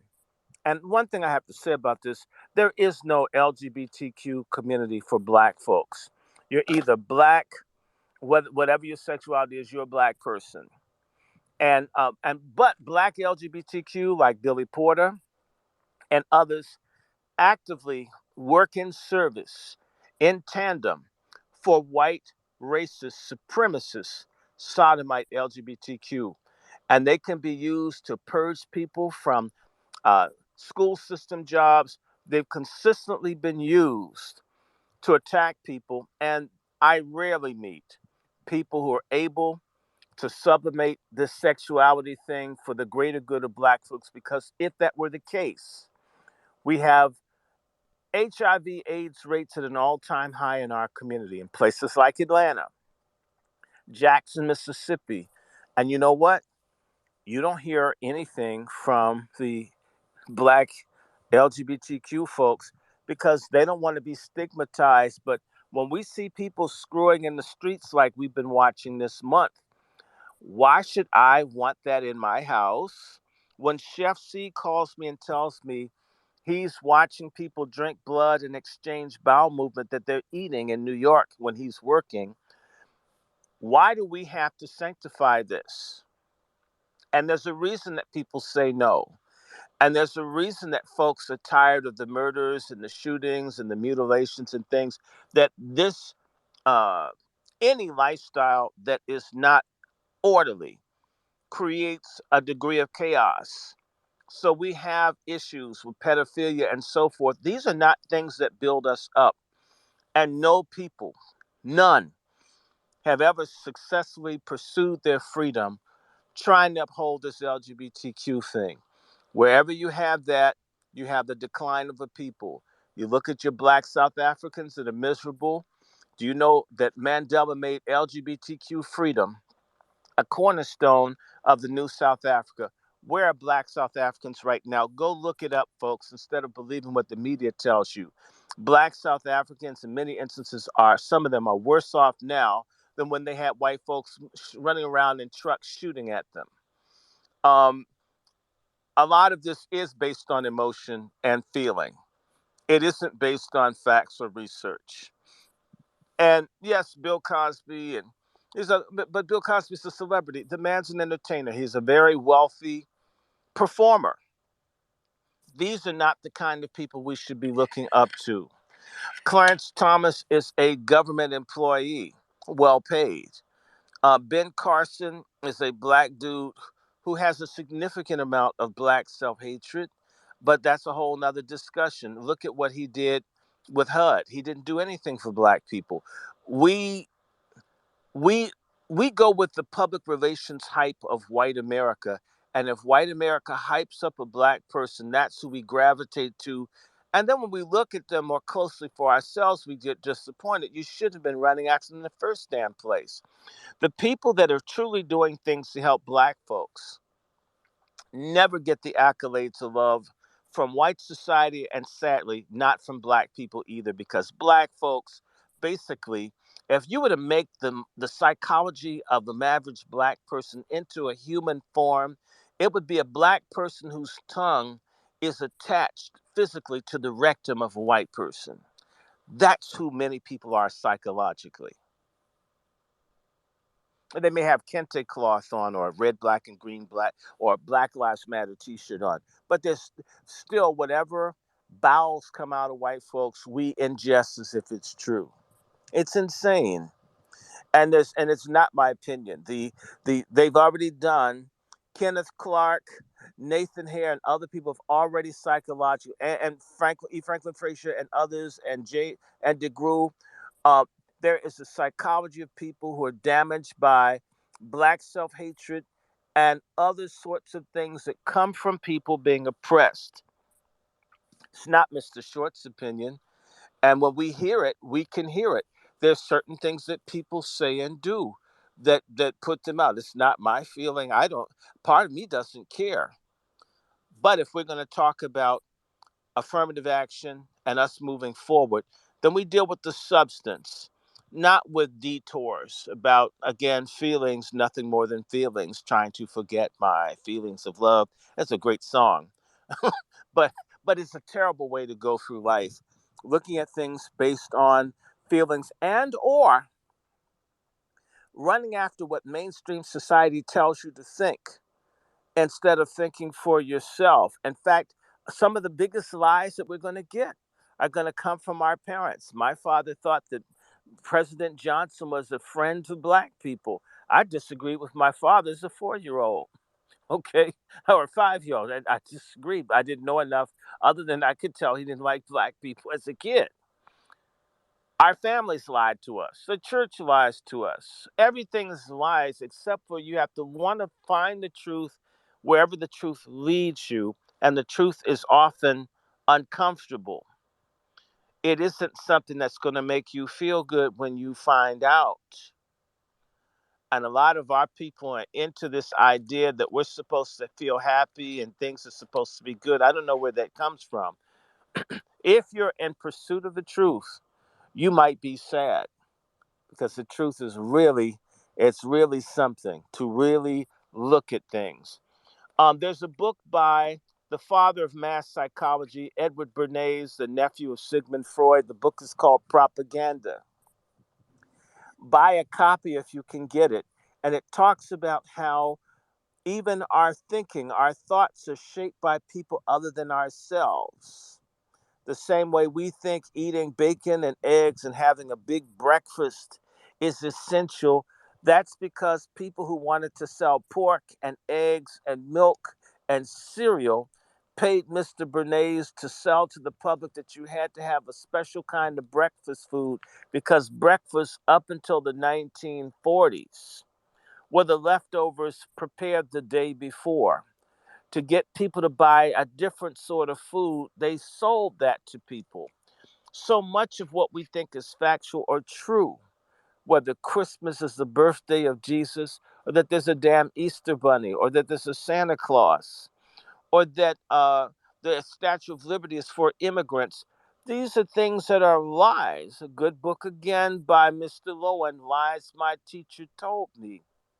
Much of what people take to be commonly accepted as true isn't true at all. And it's up to people to do reading and research on their own. And often don't believe what you hear, go check. I never told anybody that Clarence Thomas was a patriot for black people.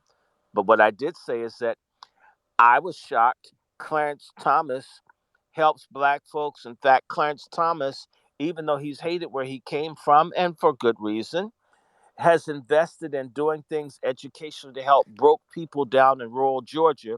You can't even get Andrew Young or even the King family to do for any community what Clarence Thomas is doing. And Clarence Thomas is the enemy. That's the point I'm making. If Clarence Thomas is a monster, what are the other people that are supposedly not monsters doing who don't do the stuff that Clarence Thomas does? And if they're not doing anything good for us, and yet they say the right things, they're the same or worse than Clarence Thomas. That's the point that Dr. Short's trying to make. Um, they've got you looking only at Clarence Thomas. We need to be looking at people like Earl Graves, the owner of Black Enterprises. I always tell the story when I was a student trustee for Howard University. Earl Graves, in the 18-month period on the board of trustees at Howard, hadn't given one penny to the school. He's a millionaire. I gave more money than millionaires did to Howard. And I'm a broke student in debt. Wonder why Well, HBCUs are in trouble.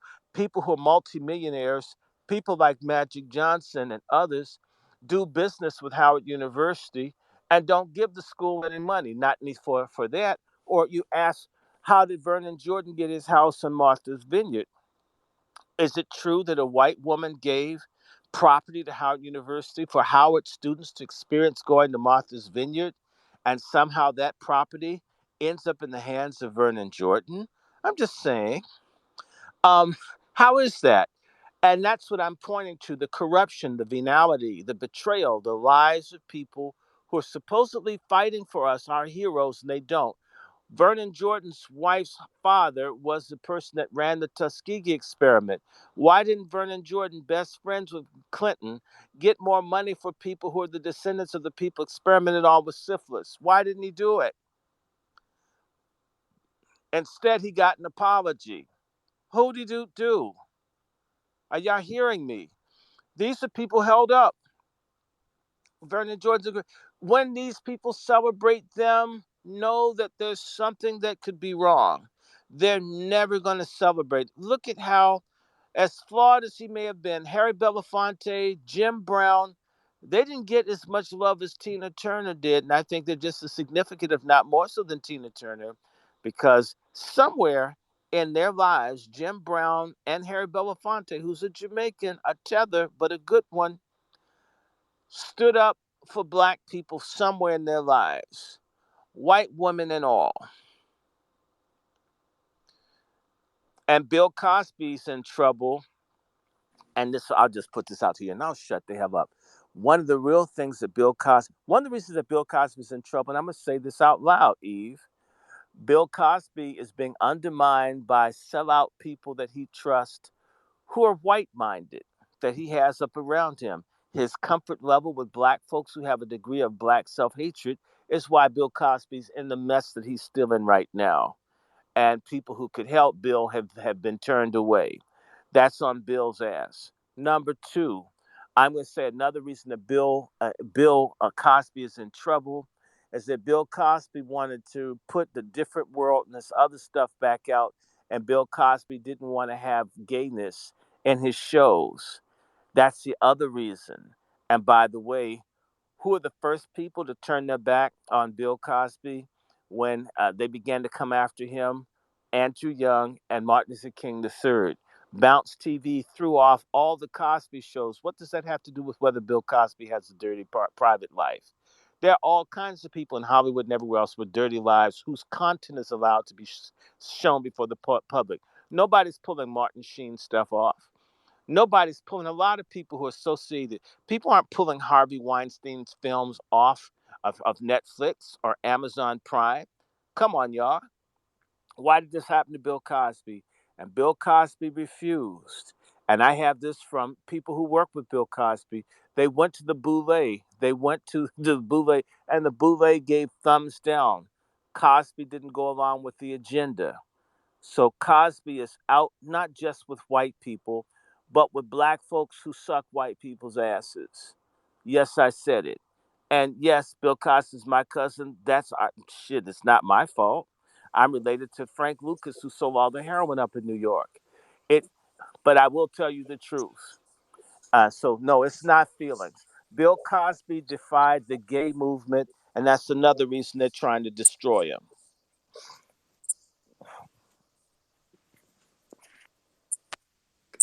Isla, you're unmuted. Did you have something to say? I'm about to get to Twiz.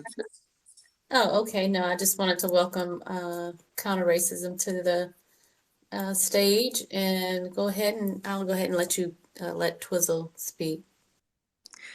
Peace, brother Twiz. Welcome up. Thank you for being patient. I know a lot's been said since you've come up to the stage, so wherever you want to start. I just want to say, man, hold on one second. This car's driving by. One thing about out here in the Bay Area, everybody getting bit for their Cadillac converter, so that's what that was. But I'm sorry y'all had to hear that. Dr. Randy Short, man, it's a privilege and an honor whenever you come up, man, because I'm one of the few gentlemen who love, respect, and cherish his elders. And when you talk, I kind of forgot about what I want to talk about because I was listening. You know, whenever you talk, it's a good time to learn. And that's one thing these spaces is missing, that elder leadership. And we need you. We need more people like you. And that's why it's a lot of this shit going on, this beefing, all this shit going on because there's no elder leadership. So, Mr. Short, when you come on, I bend the knee, I praise you to you, and I love listening to you. Dwan B, we gonna have a beef, man, because I'm trying to get you to start a space for the past couple of days, and here you go. But anyway, Dr. Short, I have a question to ask you. Throughout what's going on right now in these day and times, I'm 50 years old and I never saw nothing like this with immigration and the state of black America on how we are on the verge of being infiltrated and trying to be replaced by people who look as us as we call nowadays tellers. So I asked the elder like you because it's not too many as you. So I cherish you and I praise you and all respect to you. How do you see the future looking with black America? What do you see in the future? Well, thanks, brother. I'm just 8 years older than you, so I'm not an elder. Um, but I I knew that's you was Hey, gonna hey, go there. hey, Doctor. I knew it Hey, was coming. you've been my age. I haven't been yours. My dad always. I was raised by a man, and he always told me experience is your best teacher. So when I talk, boy, you listen because I've been your age. You haven't been mine. So you've been my age. So please tell me, what do you see in the future? What do you see for Black America? Because I'm kind of scared. Me personally, I'm scared. But hopefully, you can give me some that's encouragement. beautiful. If you're scared, believe me, other people are scared. This has happened to us before. This has happened several times in our history. Thanks for putting that book propaganda up. Uh, and please put my cash up because I need to buy me a copy. I need to Hey, buy yeah, some more put your books. cash That's app up on because there. I That's love to up there, contribute to Dr. you. Short. That I is got up something there. for you. Put his cash app up. Please support Dr. Short. His link is in the jumbo, as is Dewan's. And Oh if you want yes, to he's support me, you can just hit my bio. The link the is. one is so good. Look, brother, we're close. Black people are so close to having hope. That's why they're going all out. There have been millions of people in the country. They're trying to stop us. Look, let's just stop for a second and think for just a minute. You're in Oakland. There are lots of homeless people in Oakland. Even white people are homeless in Oakland. Am I My correct? God, Okay, doctor, so it's never oh, been like this. It's no, never been like it this. has been. There was a Great Depression. We're having a depression right now. They're just not calling it. It's bad for business. We've been here before. We've been here several times. The only difference is we haven't been here like this where we've been, our family has been demoralized. Our morality is demoralized, right? This is the difference, and I'm going to just say it, and I'm going to make all y'all mad. Black folks always had a concept of the sacred. There's a God, there's a right, there's a wrong, there are absolutes. That's a compass that allows people, even under the most horrific circumstances, to come together and to do what they could do. These tough times are going to make tougher people. We are going to go through a purge. Some black folk, like the Negro beating on that woman, forgive me, I don't want anybody black hurting each other, but that man beating on that woman, that bothered me. I mean, so here he got shot. Initially, I was upset. The image of the black woman sending her son to kill a man, I was angry. But then when I saw what happened, I was like, someone hit my mama like that, shoot. So I get it. Some of our people are collateral damage that we can't save, unfortunately. I wish it weren't so. Okay.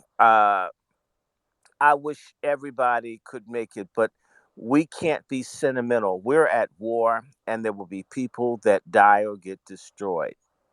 But real generals, real leadership, which we don't have, good leaders know how to minimize losses in a war.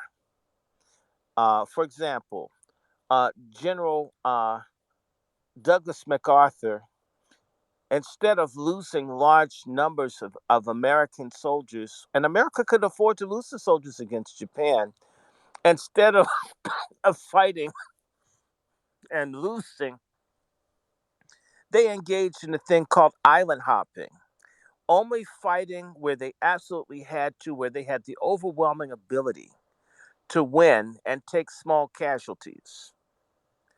And which meant that even if you had a strong enemy, you didn't take the losses. That enemy ended up putting people in places where they didn't fight that allowed them, that put them in a position where they would lose. You and others, we have to create new systems to produce leadership. A lot of our people got behind Obama, but he was created by white people. He's not a black leader. And that's why nobody listens to Obama that thinks. Kamala, who's not black, but she's been created, she's not ours.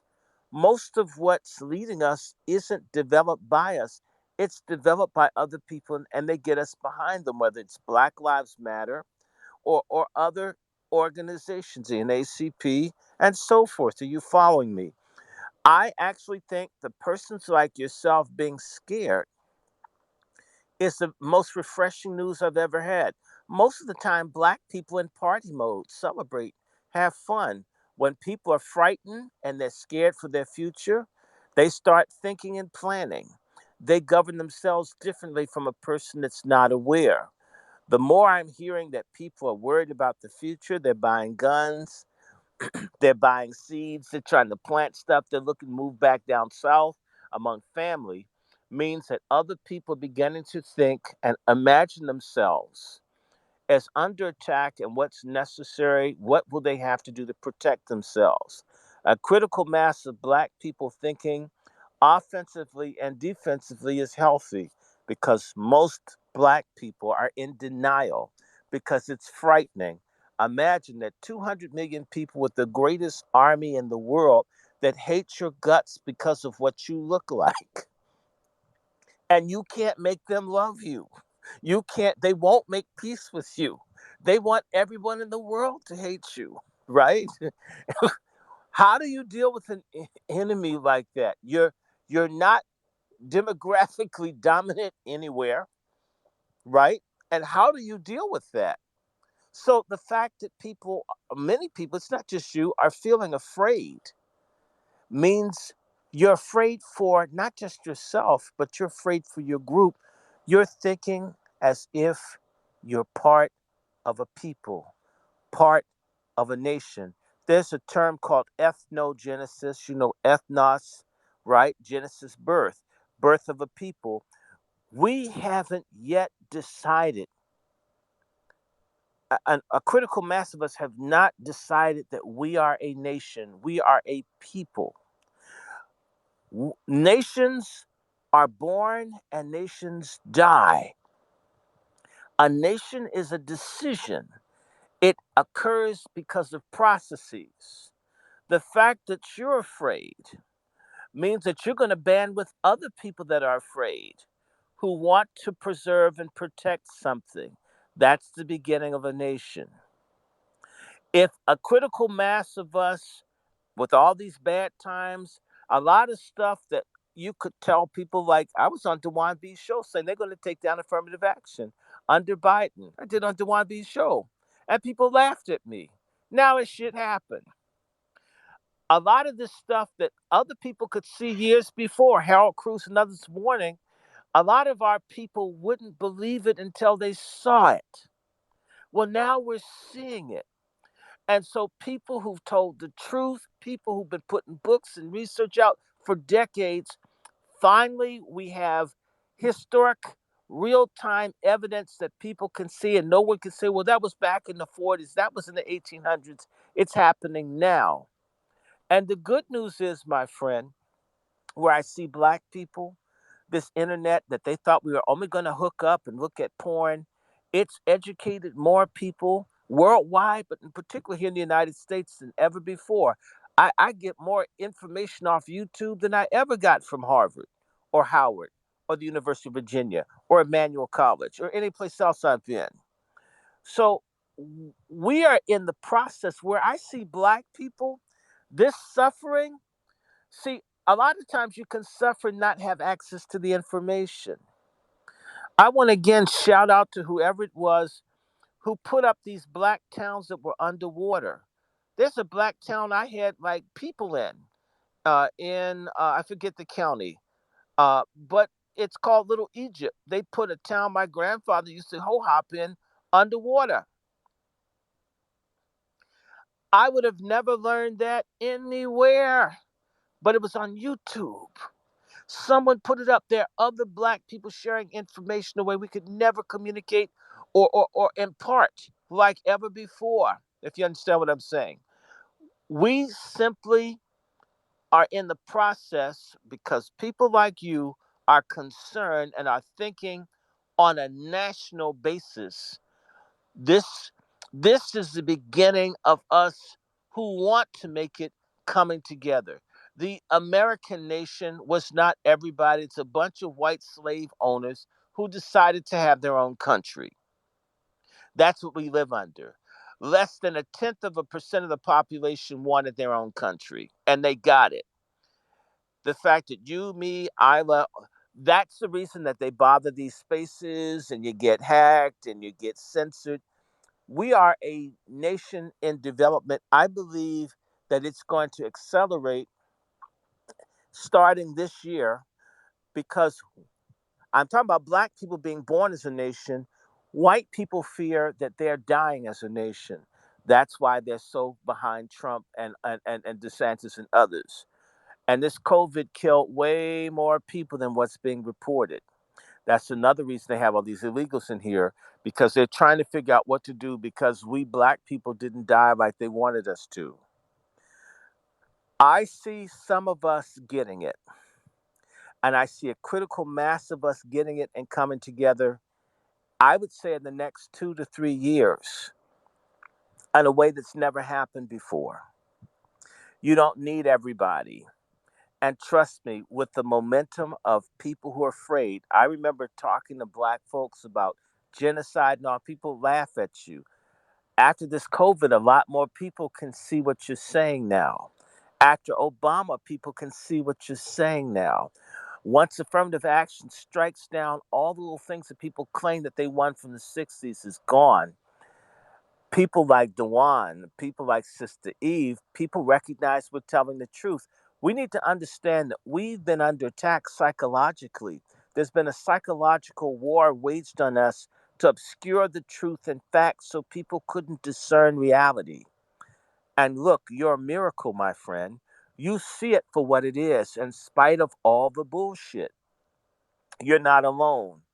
So, what I see is black folks who get it are going to come together, and they're coming together. And eventually, I think there may be some bloodshed or whatever, but I believe a critical mass of black folks are going to come together. We're going to recognize that we're a people. We're going to be able to do what Dr. Winters has been talking about, that we have three heritages: Afro European, we are Aboriginal, and we're African people, and this is our land, although we have heritage that's African and European, and that we're going to fight for our space. And so the pressure from the illegals and others, because a lot of black people never imagined that someone would fight to be in the project that they live in. And by the way, that's short sighted because whites used to massacre black people over project housing and places like Detroit. Look up the Detroit riots in the 1940s. That black folks never thought, because a lot of us don't appreciate what we have, that other people would want to even be where we are, that people would like to be in our shoes. They'd like to kill us and put our shoes on. We never imagined that. Now black people are being pressed for their neighborhoods, for their children, for everything. It's going to make black people fight. We believe, and we've been mistaught, my brother, that we have friends everywhere. I despise most black preachers because they love everybody. And by the way, I'm not against loving people, but that's not the real world. And the world that's full of hatred and competition, you need to love yourself and love your kind, and then you can like others. But we have real enemies. They say they believe something in the Bible. God's folks are always getting their asses kicked, and people are always fighting them. We're being taught to be cool with everyone when everyone hates us. We're doing everything the opposite. But when people become afraid, like you are, when other people see that we're being replaced, I start hearing people talk. Let me say this to you. 20 years ago, I had people trying to get me thrown out of Howard University. I'm talking about fellow black students because I was saying that black Americans had an identity. We had a unique culture and history, and I had people writing me up as a racist. I hate black. I hate Africans. What did I? We said I exist. I'm talking about educated people thought I was crazy for saying we exist. But now, my friend, I'm on the line with you. All of us agree we exist. All of us agree we're under attack. We don't agree on everything, but we understand we exist. We're under attack. That is, I keep repeating myself, but I said one more time. When people feel under pressure, afraid, and they're willing to come together, they become a people. Once we decide to be a people, nothing can stop us. I can point to Timor, look it up, Timor, Timor. Those people decided to be a nation. Indonesia was mass murdering these people. You have a country with 150 million people pressing down on a million people that were determined to be a nation. The Timorese ultimately won. No people, once they agree to be together, to fight, no one can take them down, even if they lose people. So I see some of us are down for a fight. One of the things that we have to do, pardon the way I'm going to explain this, but I'm going to say this to you as a black man. One of the key things that I have to see, and that's why I talk about brother fuckers, black men are at the core of what the problem is, and that is that we have to develop a non carnal, or let me clarify, we need a love that isn't about each other's dicks, assholes, and nutsacks for one another. I'm beginning to see a little of it. Once people feel concerned for the next brother, you're worried about his woman, his child, what job he has, like what you see the taco suaves have in Oakland and everywhere else. Once we brothers develop a fraternalism, when you have buddies, that means you have to fight because men fight with each other. I'm sorry. And our problem is that men don't fight in unison against people bothering us. Once you develop, in fact, I'll say it, you need a hard on for every black, conscious, decent male with integrity and dignity. Don't just see someone that you know is sharp and not get their fucking number, their email, and communicate. I would say to you, when I was in graduate school and all of that, I noticed that every other group of men would find the talented people in their group and hook up with them, except for black men who acted like girls with the same colored dress at the prom. I'm angry. Why are you in the same school as me? Instead of saying, God, you're black and brilliant, I'm black and brilliant. Maybe we could exchange something, right? We have to get black men to stop being bitches. If black men stop being bitches, black women will stop being machos. If black men stop being bitches and become men and women stop being machos, they're going to come together. When man loves woman, woman's able to put that love into the children. And when people care about each other, you will fight, defend, you will provide for something that you care for. And I see that process happening. And see it accelerating. And if truth be told, because a lot of black folks have thick skulls and they don't like vicarious learning, we have a cultural problem, my brother. A lot of black people look down on book learning. They look down on formal education because a lot of their asses can't read, or they're lazy, or whatever, or they didn't do right in school until they realized it was important. And they have contempt for book learning.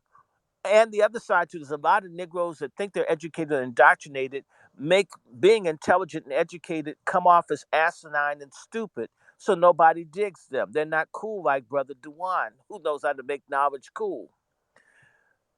Once we get more people interested in understanding the importance of knowledge, thinking, wisdom, and thinking people to be around, you create a culture of awareness, real stuff, and not people talking about pyramids and shit.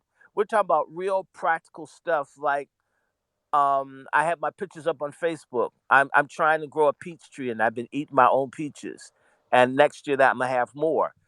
Learning how to do stuff that's necessary for people to sustain itself. In particular, one thing that we should become interested in, and I see it, is you have no culture without agriculture. A people learning to feed themselves. I see black folks learning guns, black folks growing, black folks creating.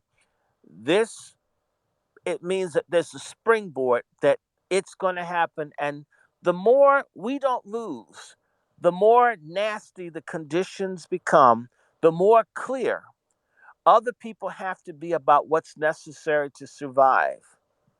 So to me, the greatest news in the world is for me to hear, in particular, someone from California saying that they're afraid. Huey Newton was afraid. Look at what he did. Bobby Seale was afraid. George Jackson. Fear and understanding that there's danger is a wonderful motivational thing to bring people together, in particular when men are afraid. That we're going to sublimate. I'm not going to be mad at what sports team you like. We got to come together because they're after us.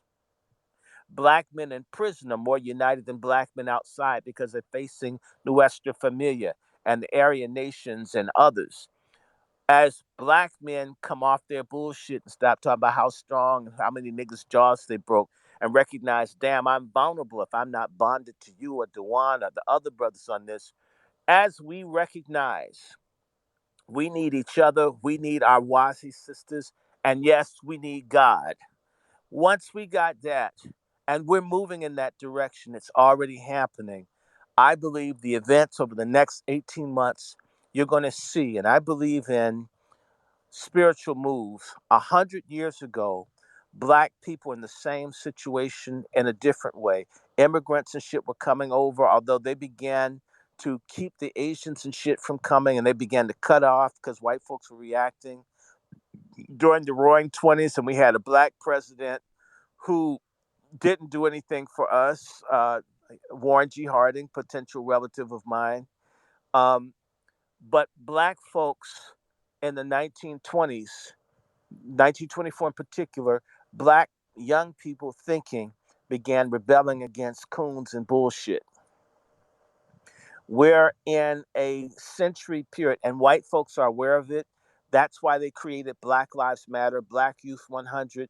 They're coming up with all this bullshit to try to hijack us because if you go back and you look at things like the providential design, and you look at Benjamin Franklin talking about the black population in the 1750s, there are two principal nations in the United States, a white nation and a black nation that has an issue of sleepwalking and schizophrenia. But if we should wake up and stop sleepwalking, it's on. I hope I answered your question. I see it coming. I see it coming in the next 2 years, a whole bunch of things. It may be riots, it may be and the economy is going to get worse. Folks are going to have to band together. Folks are going to be forced to do it. My hope is that people come together because they want to be together. I love Sister Isla. Sister Isla looks like my favorite girlfriend from Brazil. I'm just saying this out loud, but it ain't a sex thing. I just love the sister's mind. I talk to her because I want to talk to her. I feel solidarity with her. I talk to Sister Eve because she has a wonderful mind and a spirit. The same thing with Dewan. Part of being a people is a love, a sentiment, a respect, a bond, and we have to encourage that. My friend, find people like this and it becomes infectious. Let me remind you that all of your movements, and it doesn't take that much. A lot of times, my friend, people look at Germany and say German people are so strong and German people are so united. Not so. German people just came together in the 1870s, 1860s. What most people wouldn't have known is that German people were oppressed, enslaved, and all of that. Germany, not too long ago, within the same period of time that black people have been mistreated. And there were people who wanted German people to come together, which they never thought would happen. And part of what these people did, if you've heard of the Herder brothers, the Grimm brothers, the story of Hansel and Gretel, and all of that, most people don't realize those are nationalistic stories of Germans trying to get German people to stand up to the French and to the Russians and to other people to come together. And they use children's books and information and fictional stories to create a sense of pride and respect for themselves. That's what happens. the same thing has happened for other people to begin to feel good. In fact, I see more and more black people because of reparations, which is something that can happen. People are learning their own history, looking for the first time. I used to go to the archives and there'd be no black people there. Now you see them. There is a move, and these hard times will bring about results. Don't lose hope. And look at things that you can do that can fire the imagination of people under the age of 50. We need to start working, and that's where I think why they're trying to fagotize and they got the kids putting lubrication up their ass in California with that child health, California Healthy Child Act. You know what the fuck I'm talking about. They're trying to pervert and deviate our youth because black people are poised in the next 10 years to become the most powerful ethnic group in the country. The only problem is we don't have decent leadership. You have to be the leader. We have to become leaders. In fact, my brother, what I believe will happen in the next 5 to 10 years, there's going to be a regime change in Black America. We're going to have a philosophical and moral ethical civil war. And the ones like us are going to win because the other people don't stand for shit. So be down for a fight because it's coming and you're going to win. That's what I see. Doctor, thank you very much. And I just want to say, for me and every other black man in here, could you just please, please give us at least 2 weeks of 2 days out of a month, 2 Sundays out of a month to talk to us because we need you. We need your elder leadership. It's not too much elder leadership, wise leadership in here. And I'm going to say this, it's not too many people in here that can make us listen. I'm listening to you right now. And there's not too many people in here that can make us listen. Doctor, we need you. Please Well, just give us 2 weekends of the month. We're going to take care of your cash app and it's all good. But we well, need you because that right there was so empowering to where, I mean, come on, man. Anything well. less is My uncivilized. email is pretty easy. I respond. I try to respond to people, and I know folks smarter than me that are older. It's wrandyshort@gmail.com. I try to respond to people. And the group that we formed is called the Black American Constitutional Political Action Committee. But I don't mind. Everybody knows I'm a Sabbatarian. Sunday is the devil's day, so I pray to God on with ancient black people. It was Saturday. It's the little white faggots that got you going to church on Sunday. So Sunday. Sunday's a great day for me. I mean, but I may not do all of them, but I certainly do some. In Yes, let's fact, have a brother, Sunday. Let's have a Sunday sound off with you. You know what I mean? um, And you can well, give like your state of address. Sunday sound off. How about that? I You wouldn't say want the to be. second Sunday and the last Sunday. How about that? I don't Please. know if It, I it could do. means a lot to me. I could do some, but I would also like to get you other people. It's bigger than me. Yes, we need Dewan and all elders. We need everybody all knows. elders. They're people smarter than me. They're folk that know more than me. I am one. I am just one person, but I know other very brilliant, committed people, and sometimes it's sisters that can help, that can speak to. And this is a conversation I have with Brother Dewan all the time. It ain't just about me. If you deal with me, I'm going to put you with other people. There's a brother in Oakland who, the Cypress Mandela Project. Are you familiar with them? Yes, Get indeed. I folk. was born and raised down there.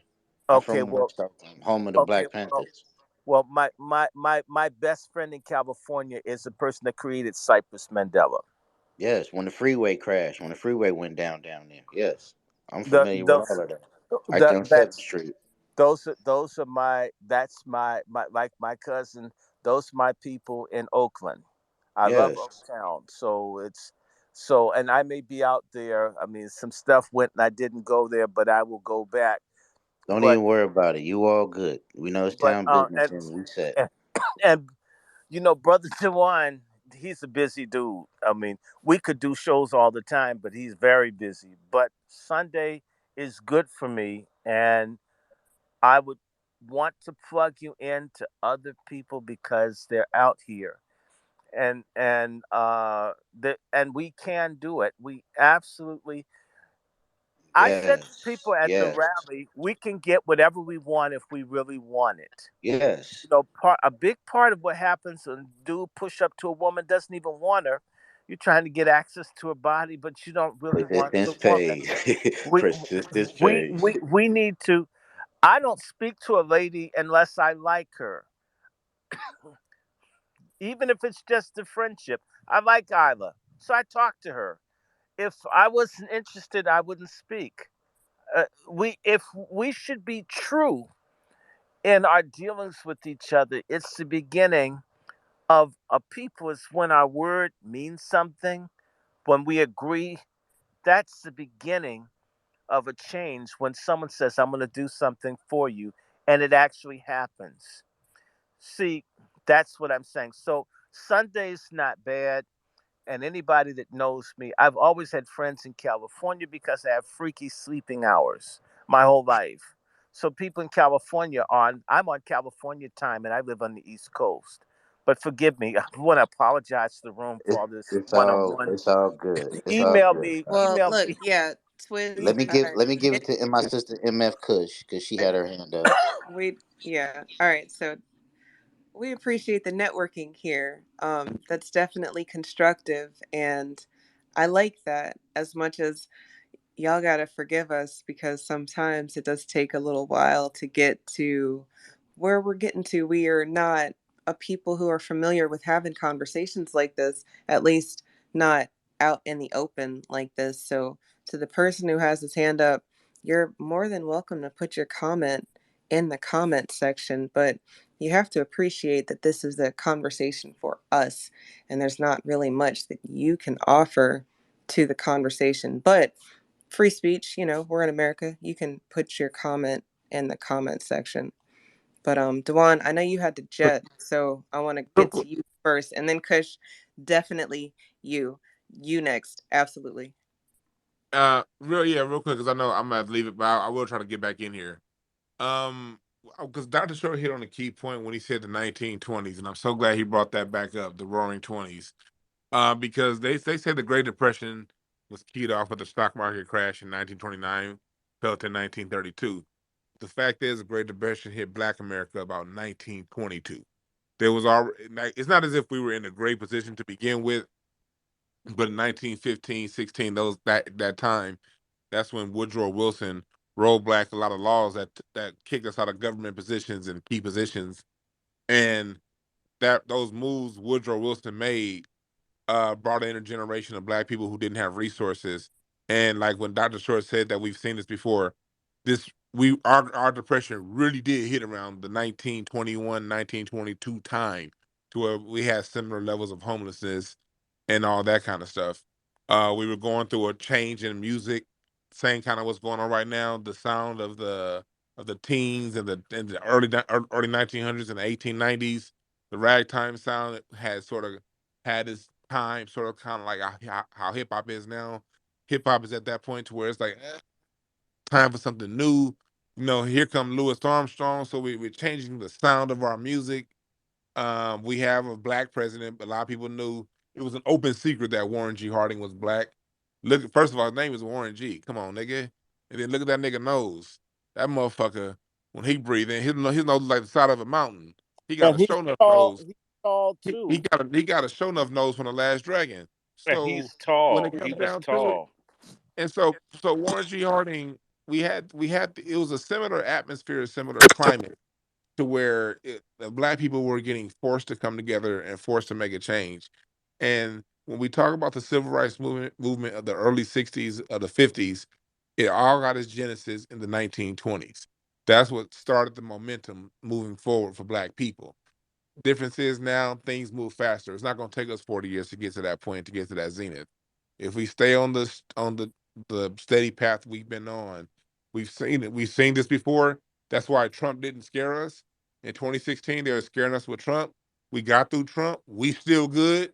You dig what I'm saying? We told people, look, when Trump get out of office, these immigrants and these people gonna start acting wild. What are they doing? They acting wild. So whoever the next Trump is, whether it's Trump or DeSantis or whoever it is, even though we don't fuck with either one of them, we ain't tripping, we ain't scared. So all we gotta do is just stay on the path that we stand on. That's what I want to say to that. Thank you for those words, Dewan, and definitely come back if we're here. To that point, though, we don't normally go longer than about 4 hours, so we'll see.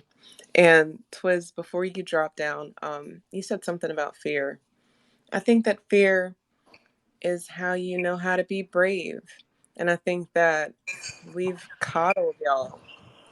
And I think that now we're realizing that that is not the move. We kind of need to let y'all go. So I can appreciate Dr. Short always coming through and gracing us with his wisdom and his, I guess, his years. You've been here. At least both of y'all have been here longer than I've been here by a little while. So I like to listen to the experiences. And Dr. Short, I always like when you introduce me to the elders because they have more experiences. So, Quiz, you will definitely benefit from these Sundays if you know how you. It'll be beneficial. That's going to be some real shit. Kush, you've been so patient, and then son of Khaled, you can go after Kush because she kind of has been up and then had to drop down first. Well, shout out to the host and the co-host of the space, and shout out to the family. Um, Look, I wanted to say this, right? We already know who we're dealing with. We know just through history by its own, how our enemy is, right? We're talking about people whose culture is to rape, pillage, they rape children, they commit familicide on a regular basis. Like these are people that have mental illnesses and their genetics are so screwed up that they have to latch on to other people just to kind of keep part of them going. Neely Fuller said it best. For those of you guys who know the book, I'm not gonna quote it, but I'm pretty sure everybody kind of gets what I'm talking about. In the jumbotron, I've put cases where there were white men who have killed their families, a 3, 4, and 7-year old that this white man lined them up and killed his own children. There's another one where there's a police official gets caught with child pornography. That's not part of our culture. These are people that latch on to anything that they see that could benefit them and elevate them only at our expense and our sacrifice and leaving our future generations attempting to leave them almost with nothing. We know what's going on, and it's up to the people that are aware that see those things to speak about it. Speak about it. Don't be shy from this because the minute we keep it quiet, that's the minute that we're saying that we're okay with how they're going to treat us and they're going to do us wrong. I urge every single Black American man and woman to go out there and talk about it. Have these conversations with your children. Like these are real things that are going on, and I appreciate my husband, right? I appreciate my husband because he is always the spearhead when it comes to protecting his family at all costs. There are things that we do and we have conversations with our kids about what's going on. There's no reason to hide it because when they get out there on their own, they're going to see it for themselves. It's going to be up to them to decide what side they're going to be on. But to the LGBTQ stuff, I don't support anybody that's a part of that. The minute that you say you are part of those letters, I don't want to have anything to do with you. I don't support a community that has nothing to do with making sure black men are safe, protecting black American families, and go up there and promote pedophilia, and would rather sit up here and focus on what pronouns are in a classroom than teaching home ec. I don't support that. I don't support feminism or any of that because I already know that is a white woman's ideology, and that's not what us as black American women stand for. My marriage, and I'm going to land real quick, it's just a prime example of that. My husband has his role, I have my role. I don't overstep my boundary when it comes to that role at all whatsoever. I don't take out trash. I don't have to worry if there's food in the refrigerator, the car got gas, the car needs fixed. I don't have to worry about bills being paid. I don't have to worry about any of that because I stay in my role, in my feminine role, comfortably and confidently enough to know that he's the head of the household. If there are more black people that are out here talking like this and seeing that little ratchet behavior just like at the BET Awards, if that stuff like that is not going to be called out, you are saying that that's a representation that you want as a black American man and as a black American woman. That's not it. Thank you. I land. Appreciate y'all. Appreciate you too, Kush, because definitely we know who the enemy is, and they know that we know who they are now. So, absolutely, the status quo was that we were going to accept whatever it is that they gave us. But now things are changing. And I like Dr. Short's predictions because 2 to 3 years, that's not really a long time. I think that if we buckle down, we probably could get it done in a very short amount of time because there's an easy way and then there's an easier way. So it just kind of depends on how much work niggas is trying to do to get what we're owed. But at the end of the day, I do think that a critical mass is brewing and people are waking up to what needs to be done, which is we might not agree on some things, but some things just are. Like, I can't believe that we had to tell people that we exist. Dr. Short, when you were talking about that earlier, you're making me mad because how is that even a conversation? You're here, aren't you? You exist. But then it's like the whole Black Lives Matter thing. Our lives matter and I shouldn't have to say anything about it. Like, why is that even something that I'm saying out loud? And then people are trying to combat that with all lives matter. Of course lives matter. Like, what the fuck are people talking about? These circular conversations that get us off of what we need to be talking about, which is what's owed to us. So, people taking over holidays that are specifically for us, um, the buck breaking aspect of it all, June being a month where people are supposed to be confused about what is Kush. Absolutely, we're supposed to be having these conversations with our children. Isla and I, on Sundays, we have Sunday school, and for the month of June, we've been talking to the kids about this shit.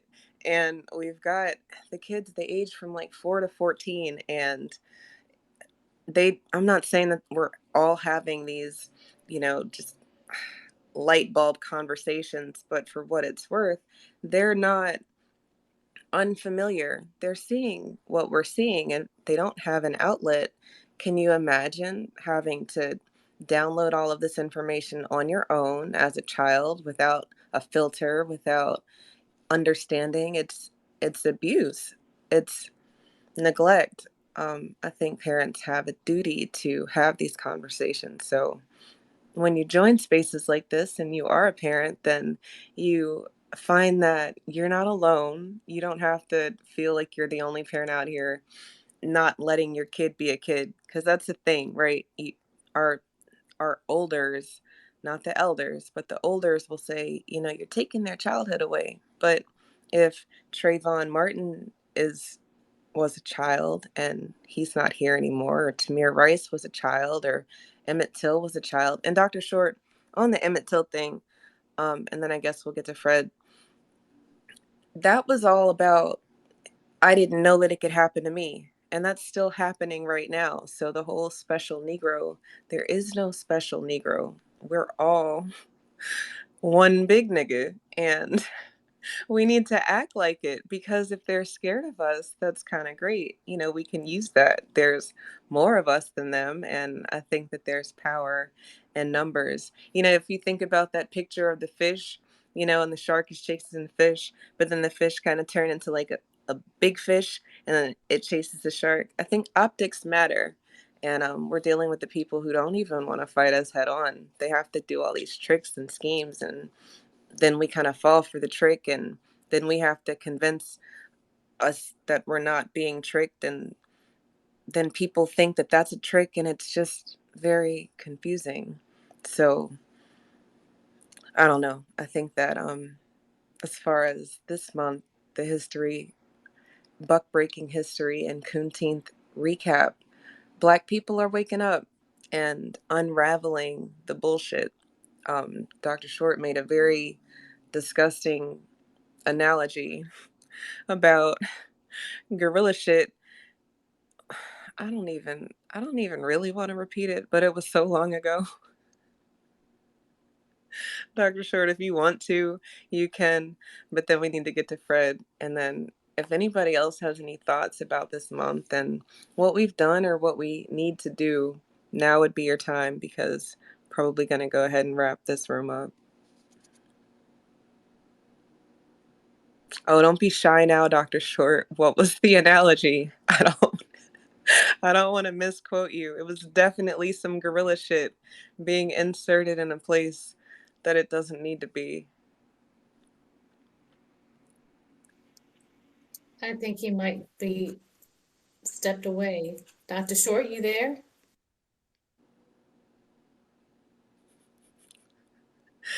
Well, I guess you'll just have to catch the recap because that was a thing and Oh it's no, I had a voice transformer. There's this thing on this iPhone. You know, I don't know how to use this. I like my cheap ghetto Android. What I was saying was that it was like putting gorilla poo in somebody's vagina that's an expectant parent. You know, that's what I said. yeah, and I don't want to laugh, but I kind of have to laugh Well, because that's what they're ew. doing. And that's what they're doing. Right, right. So, okay. Anyway, And, Fred, you and we there? need to remember that whole doodoo thing is very serious. There are a whole bunch of veterans that lost feet and all because Vietnamese people putting doo-doo on their dongs. And Vietnamese shit, I mean, I never mess with Vietnamese people. I want none of them to throw none of this shit at me. Because, people had legs and stuff cut off because of dookie. It's one of the most effective weapons of all times. Look at what happened when those. Dr. Randy, my stepfather used to tell me about that. Because Yeah, no, in West Oakland, we grew up around a bunch of Vietnamese and Cambodians. And what used to trip me out was when they came to the neighborhood, they used to squat and use the bathroom. The men, they used to squat like, animals. And my stepfather used to tell me, boy, when you see them doing that, walk away, boy, because that's nasty. No telling what they got. He used to be yeah, like, no. them little motherfuckers would come running up on you with grenades and all kind of shit, talking about GI, GI, and boom. And he was like, what they would do that, then they'd just come and rub it all on you. And he said it would get you sick. You know what Oh I'm saying? yes, and they would put doo-doo in the landmines, and so not only would you get shrapnel, but you get some snack shit inside of you. So I mean, shit is serious. I take shit and piss Literally, seriously. and you really should because that is bioterrorism and they always compare us to monkeys and shit, but then they're flinging shit. What the hell? What the Okay. Well, you know what?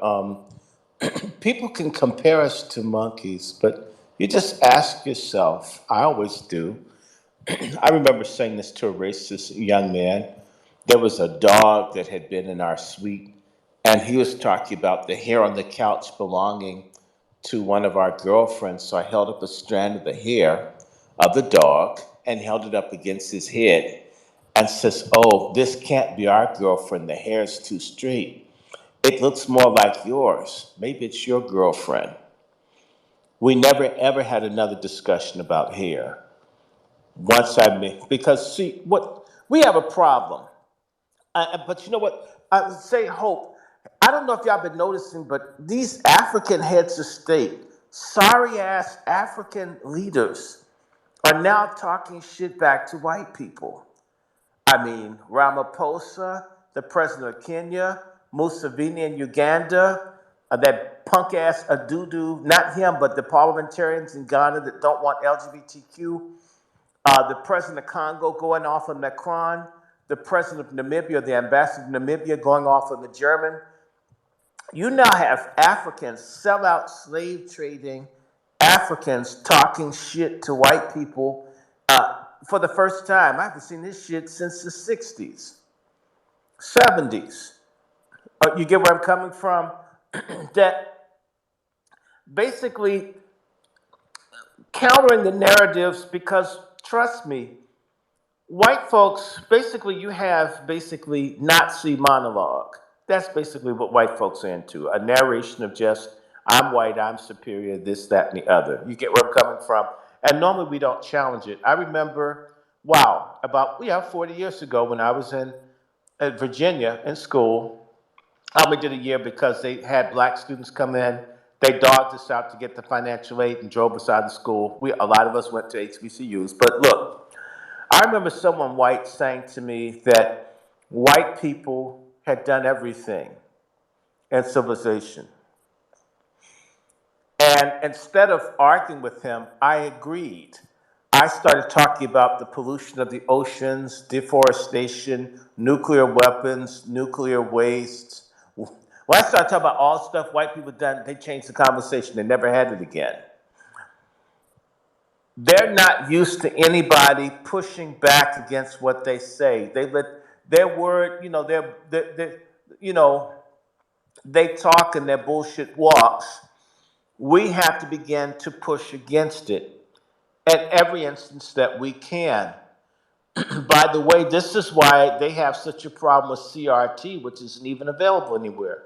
Why someone like DeSantis that looks like Hitler with a different nose and no mustache, these people can't handle any criticism, any analysis, unless it's been homogenized and refined and filtered for them to feel good. You know why? The one thing that Hitler was real about is that white folks don't really have a long history. I always point out that to people, all you need to do is get William Shirer's Berlin Diary. You'll have to dig for it. But Adolf Hitler used to make fun of the head of the German Schutzstaffel in the SS, Heinrich Himmler, because Heinrich Himmler kept trying to find antiquities in Germany. And Hitler would say, we don't have any history. So most racist white man of the last 150 years saying white people had no ancient history, because the ones that are honest know it's true. And if anybody looked and saw that Vladimir Putin within the last year or so, to show, and that's a smart ass dude, don't let anybody tell you that Vladimir Putin is stupid. He's been showing all the Africans and others all the Russian pictures of God and saints, and all the people in Russian history are black. They're saints, they're Jesus, they're Mary, they're disciples. What the Russians saw, and we're not talking about black that look like Isla, we talk about black that look like Isaiah Washington. I mean, these people definitely were not, I mean, in no way mixed. These are uncut black people. We have to push back. And I want to say to you, become an intellectual terrorist. How can you do that? By telling the truth whenever you get an opportunity. You will find if you're a truth teller, people will flee from you. White folks and coons hate the truth. It's like using spring water and a catfish tank. Catfish need shit in water to be happy. So are the people that hate our guts. Those within and from without need lies and deceit to feel comfortable. So you can begin, whenever you hear something, question it, research it. I will say this and I'll shut up. I won't say anything more.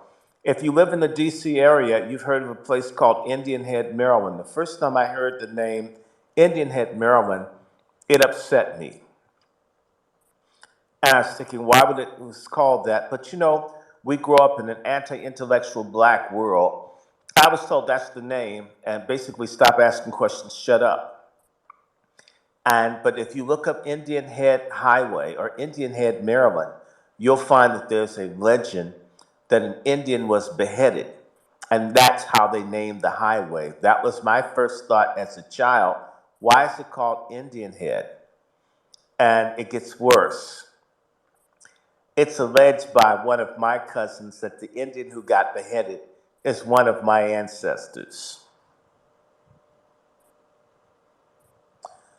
Ask questions. When you hear something, the news and everything else, always look it up. Now with the phone, you can look up anything that you hear. You can at least get some information.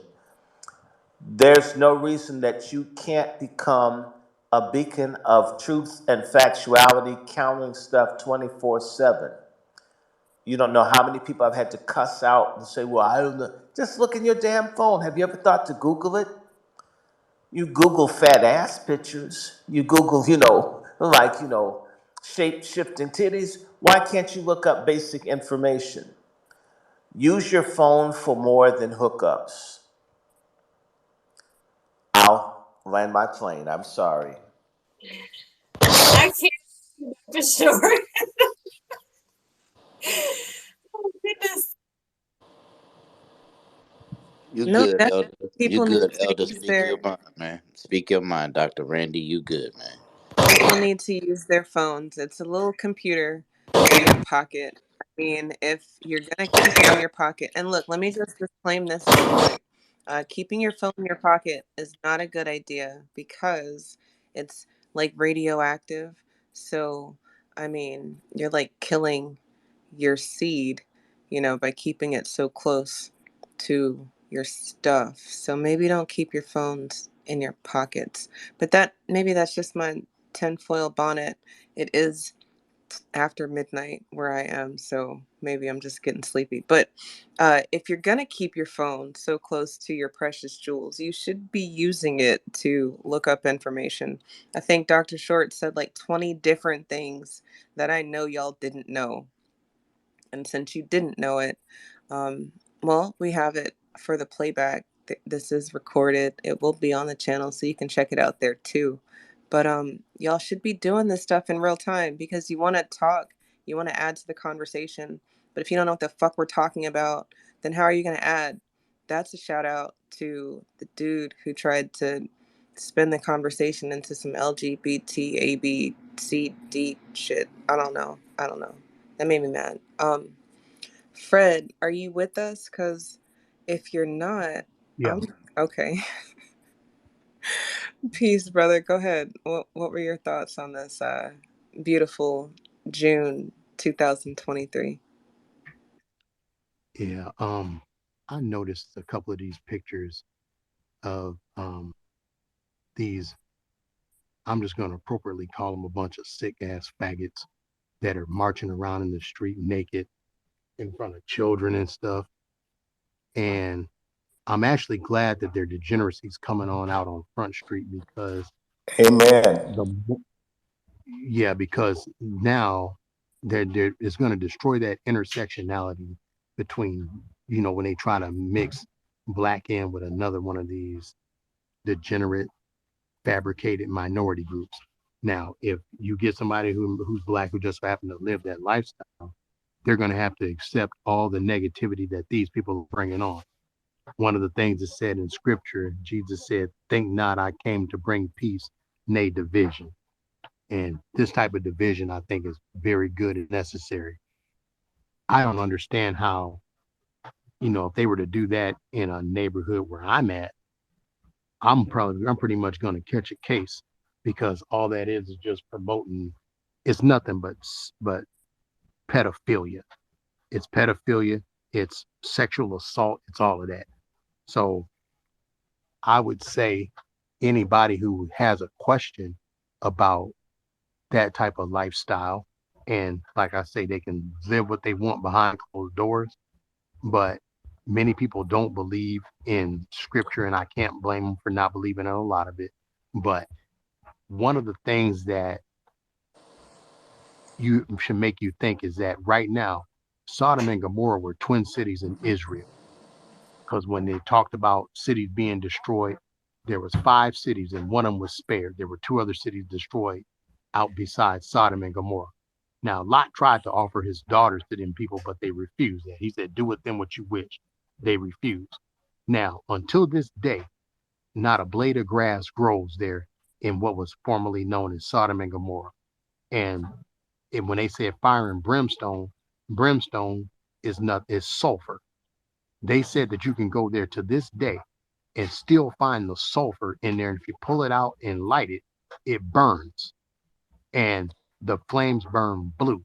That means that, and that they say that's the only sulfur on that there's nowhere else on the planet that sulfur is that high a content. I think it's something like 80%. In other places, it's only about half that.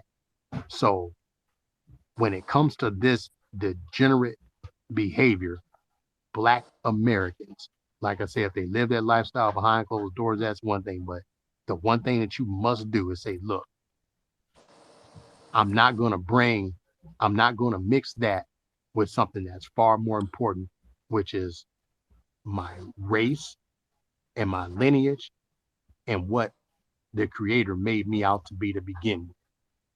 Now I'm mute. Oh, my brother, intersectionality was created by a black lesbian. Our people must. Um, we need to turn inward and just be amongst ourselves. We need to work out Pan Africanism within this country. Africans need to practice Pan Africanism within each of their societies where these folks fight with each other over tribe and clan. We don't really need anybody else until we get ourselves together. Anybody preaching intersectionality and all this other stuff is problematic. Now, sometimes it's strategic, but we've given way too much time to alliances and so forth. And we need to be aligned. In particular, black men need to learn how to develop brotherhood, and then we need to learn how to develop a new contract, a social contract between black men and black women as we move forward. And in fact, we've never really done this. So we need to think about that. What would make us able to work together? I had been, and I've been delinquent in duty. I want to put together a loyalty oath that black folks would take, where a person would be registered as a person that took an oath of solidarity to the black American people. And you can't run for office. Can you imagine? It would be our little, forgive me my Bible reading, brother, our little miniature mark of the beast, but a good beast. That you can't get anything unless you promise that you're not going to be an enemy to us as a collective, and that there's certain things that we can expect of you. We need to be thinking about this. We don't need intersectionality. We are an economy of $1.2 trillion. Even if that money just goes into other communities, that's why the Asians, other people, they're selling us rotten milk and selling drugs and loosey cigarettes. We have enough of everything. We're simply not circulating it. If I had to make the black economy analogous to something kinky enough to get people's attention, the black economy is like a fine woman with a diving board ass that doesn't want anybody to be in relationship with her. And then they're mad that they're alone. Share the ass. You won't be alone. We won't be isolated if we share it with each other. Well, I think that the fact that we're delineating is actually bringing out everybody's true colors because now Yes, you're yes, forced to sir. pick a side. And I Mhm. can't, like, when you're talking about a bunch of these black lesbians, to be honest with you, I never, like, if I was going to be honest, I really can't ever remember having an issue with black women. Never have. Never have. Because, like, a lot of that stuff we hear, you get one dude that was jaded because he was turned down in junior high from a girl who looked somebody about like Isla or something, and he done held on to that shit for 30 years. Now he says that, okay, well, now, um, what I'm gonna do is I'm gonna bring my feelings, even though it was my lack of game that didn't get me in the door. He'll start talking to youngsters and then fill their head with some crap that they really don't run across.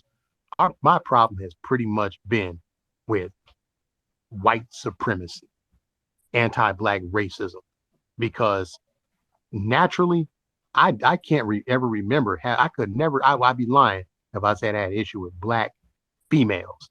There's certain black females you have issue with, just like there's certain black males. But like when they start putting a whole gender on it, that's when they lose me. I can't, you know what I'm saying? That's when I stop dealing with it.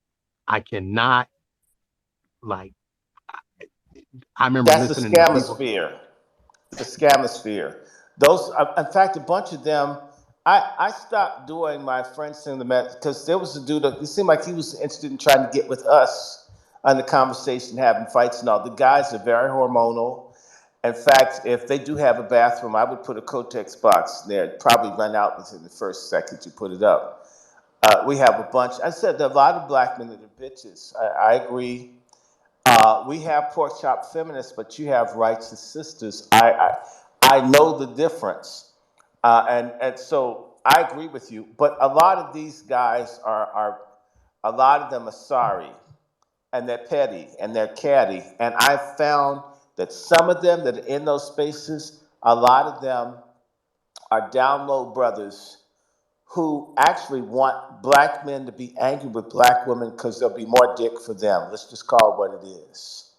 They want to cause a dick shortage for black women, and they're the ones that reap the benefit. They're doing the same thing that the Asians and the other middlemen are doing in our community, but they're doing it from psychosexual warfare against black women. Righteous black women, there are many. We do have rogue. It depends on where you live in the country and how things are dispersed. It's quite bad. You'd have to come to DC. It really can be really strange depending on where you are. Boston, there's certain places, it's really odd, but it is not all sisters. It is some sisters. And then a lot of our sisters act like they do because black men have been ripping them from the time they're 10 years old. And we got to be honest. I mean, black women go through a gauntlet of people begging for pussy from the time they're 7 years old, if not Wait a earlier. minute, wait a minute. You I said imagine being doing what to shell them shocked. since Oh see my now God. if that was happening, how come they wasn't put to Oh yeah. death? Because black men have not chosen to say, you can't mess with kids. We have a major pedophilia problem as a people. We really do. We really do. If you didn't see the 9 black men in Atlanta busted for screwing this child, raping this girl from Missouri, at least 9 black men, they were circulating this girl who's disappeared. We have Are you tens of thousands of black girls that are sex slaves in this country. are And you you know kidding me? what? I'm not kidding you. The human You traffickers are the said they did biggest wait, problem. they actually raped this girl and they knew who the men were and didn't Yes. put them to death? No.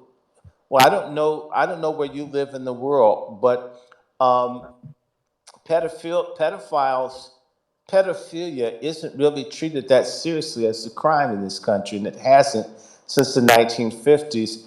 But you have my email. I would happily point you to the works of Dr. Judith Reisman and others. So that's another conversation. It's not where our thrust is. But pedophilia is a problem. We have tens of thousands of missing. There are 30 some odd Wait, black I'm women and sorry, children. Dr. Short. What city is that? And what year was that? This just happened. It's in Atlanta. 9 black men have been busted for having sex with the black girl that was trafficked from Missouri to Atlanta. Atlanta is a major hub for human Oh my trafficking God. and sex slavery. Oh, yes, it is. And the biggest It's problem, true. I'm going to just say It's it, true. is It is true. despicable black men who like strip clubs and this so-called entertainment is the sexual enslavement of black women for the pleasure of dudes who aren't man enough to even have a sex doll for a companion. And it's despicable. Okay, and castration is too good for them. However, I'll just say this to you, and this is a fundamental thing that we must have, and why another reason our movements in the past have failed is that there hasn't been discipline. And being a black man that puts their penis in every orifice that they can force themselves into doesn't make you a man, it makes you a sexual psychopath. But a lot of folks, you man, I'm a man. No, no, you're not a man. You're a whore with the scrotum. And until we have some discipline, and I'm not saying, as I said, there's some beautiful sisters out here, but like I had a brother try to give me an excuse for why people were so whorish. He says, well, pussy's so strong. And I said, sir, if pussy's so strong, why aren't you married to somebody? If pussy is so strong, why aren't you protecting that pussy? If pussy's so strong, why are hundreds of thousands of our women and girls missing or go missing? If it were that strong, we'd be protecting them instead of letting everyone rip. And in fact, we even have black men that merchandise our young women to Latinos and others. And in fact, there are even people who go into the Christian ministry to human traffic people out of their churches. It's a big thing here in the DC area. It's despicable. Black men are uh, going to have to get a bat squad or something and get some of these dudes and do like they used to. I can't advocate for it because I'm considered a person who's a minister, but some things should happen to these predators that prey on our women and girls. It would stop tomorrow. But right now, if a dude tells you how much butt he's got, everybody gets to dap and slap on the back, and maybe he's messed with a 12-year-old. Or maybe he's Oh screwing his no. girlfriend's children. Oh, yes, this is an issue in our community. And it's an issue all over that mothers from some of these crazy families let their boyfriends have sex with their children. This is a problem in the black Oh community. jeez. And so I don't know if you're familiar, but ask any social worker. This is going on, and it's been going on. And in fact, a lot of the people that are molested and abused, they end up being rejected or in Yes, foster care, and that part. they end up in the gay movement, which Hurt is people why hurt people. I don't sit up saying I do not hate people who have sexual problems, but I do hate the fact that people with sexual problems, instead of getting help, perpetuate it by doing it, by spreading it, instead of saying someone took me, someone violated my innocence, help me. We've got a major spiritual and mental health problem in our community, and the sooner we deal with it, the better. Because if we don't, the same way these young people can pull out guns and fire into crowds of people, never a crowd of policemen, never a crowd of white supremacists, but at parties and events. And there was a mass shooting at a funeral just here in DC that's not in the news. And yes, DC, with all the gentrification, it's New Jack, they're shooting, robbing, jacking. Yes, they are. Fake ass DC niggas with their government jobs. Damn, it makes me sick. We need a moral revolution where we stop hurting one another, where we look and see what we can do. We are capable, and you don't have to have everything. The Japanese, only 6 or 7% of Japan has land that you can grow stuff on. The Japanese don't have much of anything, but they have ingenuity to use the little bit they have. It's one of the richest countries in the world. We are capable, even if we don't have a lot, if we use our ingenuity to become a very wealthy people. It is not what we have, it's how we use what we have. Okay? Or should I say, it is the lover with the small dick that has great technique. We're always counting on being jumbo instead of being efficient and effective. Everybody's not going to be jumbo, but everybody can be efficient and effective. Don't be good, be good at it. You know, I was thinking we were gonna be closing out We on should Jesus close. Ass, Shut this but room it down. seems We need like to. We need to go. It needs to end.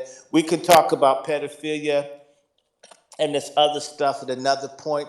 But I just want to let you know that the churches and all have been bought off to be silent about this.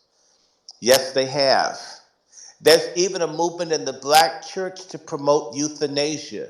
In fact, the nigga leading it is here in DC. Okay, where they now, not only, the churches are now trying to get people to kill their own family members.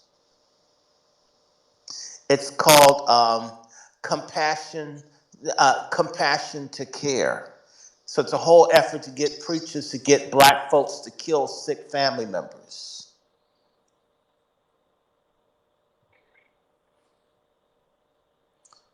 See, like, see now in a when they allow open carry to shoot people with Skittles, that means open carry you can kill pedophiles in, right? Well, it's the same way the black man killed this Hispanic man that beat his girlfriend and ripped her earrings out of her ears and attacked him. And they jailed the black man on the subway, but it took them forever for the white man that strangled the black man to death that didn't bother anybody. Let me preface this again. The problem in the land is that black men refuse to band together. We act like girls with the same dresses on at the prom. We need each other. If black men were to band together A lot of things would be different, which is why this whole culture promotes black men being at each other's throats. We celebrate two black men boxing, fighting, killing, just never solidarity. As the slave code said, they can't have more than two black men together at a time or three men. That is in this psychology of the country that black men can't be a collective entity. It threatens them. Yet you can go to any Home Depot in America and there'll be hundreds of Latinos, not even lawfully in the country, gathered and no one bothers them. Let five black men get together and the police would show up with guns with people just talking, playing dominoes. We know that's what they don't want. We need to defy it and start coming together any goddamn way. It's left to us to do better. If black men had solidarity, we could crush the filth in our ranks, but it can't be done by individuals. Black men need to become an army. Latino men are getting $30 and $40 an hour in this country illegally because they band together in foreign unions.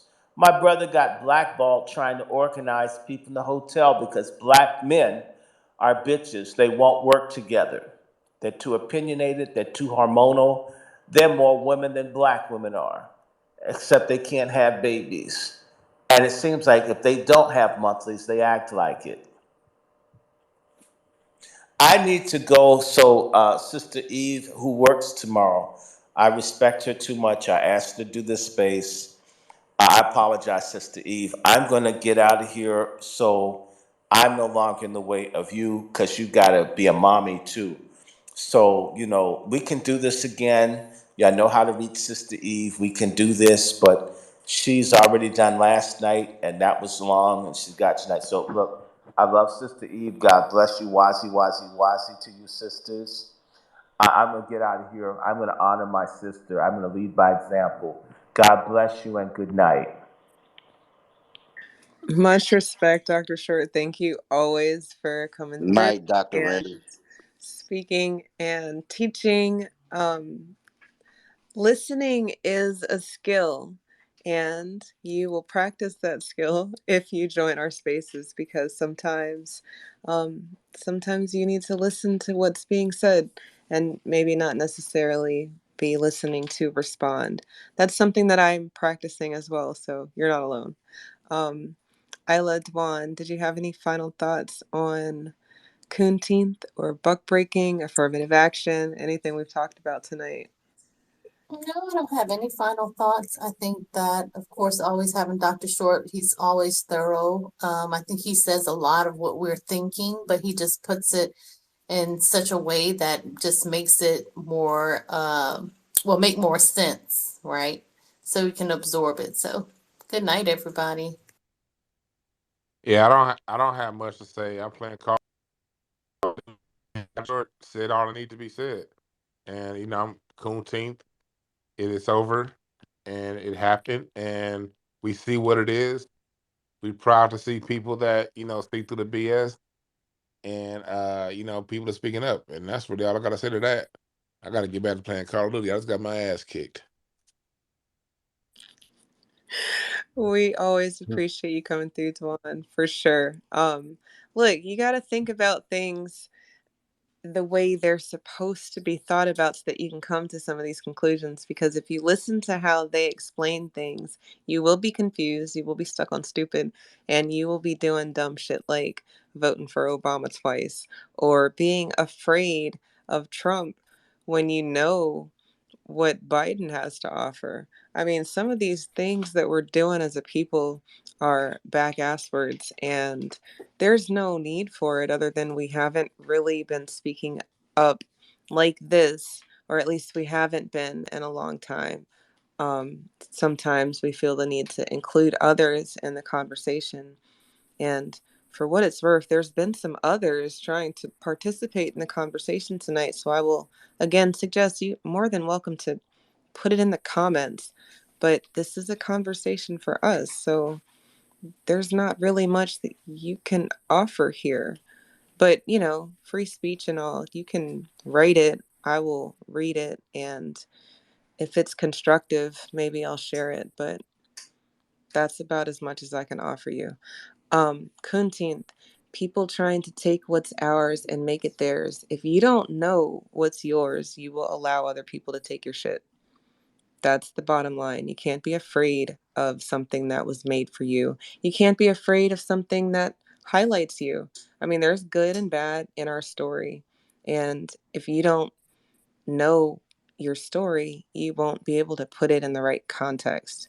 And I think that that's where they have us stuck because people don't want to open a book. Like Dr. Short said, I don't know if y'all niggas is allergic to words or if you don't like to read. Your teacher really made you feel like some shit because there are teachers out there that I feel like it's their job. Like they're hired specifically to make some of these kids feel like shit and then a whole generation is lost because they don't care anymore. So if you were one of those students, I feel for you, but you're an adult now and you're using the phone.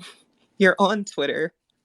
No excuse, nigga. Get your shit together and read some of these people we're talking about because I'm not an authority on anything as much as I feel like I can echo a message that makes sense. If the maths, I don't mind sharing it with people who want to do math. And if you come to the same conclusions as me, I'm happy you're here. So, as the month concludes, we are on the last day of Coonteenth BuckBreaking appreciation. The rainbows will go away Oh, and then it'll be Eve, replaced by red, white, and blue. I wanted to say one thing. I Go do ahead. have to say we're proud of because it's Black History Month, Black Music Month, and I think we've done a really good job this year of saying, instead of even fighting, the LGBTQ month, that got to a strong start, but we really stuck through with Black Music Month this year and put our toes 10 toes down in that. You know what I mean? And so I want to say I'm proud of us for that too, because you know what I mean. That like the whole LGBTQ thing got off to a strong start, but after that whole White House lawn thing, it died out, and most people stomped on his grave, and we spent a lot of time promoting our music month and promoting our narrative. So that's another good thing that happened this month. Again, I'm winning again in Call of Duty, so I don't want to start losing. So I'm out. Thank y'all. Now, you definitely got to highlight the wins. It's not all about the woe is me aspect as much as it is about making sure that we don't get comfortable. Because I think that when you get comfortable, you stop doing what you need to do. The stakes aren't as high anymore because you feel like you can live with whatever it is that you've accepted. And that's where we are, Black Americas, in a space where we've accepted the status quo, but enough of us are paying attention to how it doesn't make sense. The math ain't math, and people are getting what's owed to us, or people are getting things that they don't even deserve. Illegals becoming police officers is treason.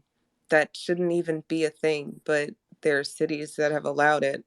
And until we stand up and say that we're not going to accept that, we're going to accept it. Um, Professor Black Truth is somebody that I listened to, and he said back in 2021, or maybe he said it before then, but I threw it in the jumbo, and it was about, trying to find it real quick. He said, the only true law is what people are willing to obey. And I think that's real. Dr. Short spoke about how many people voted for Obama the first time and how many people voted for Obama the second time. And if you listen to the dominant society, you will think that that meant that all the niggas voted for Obama, but it does not.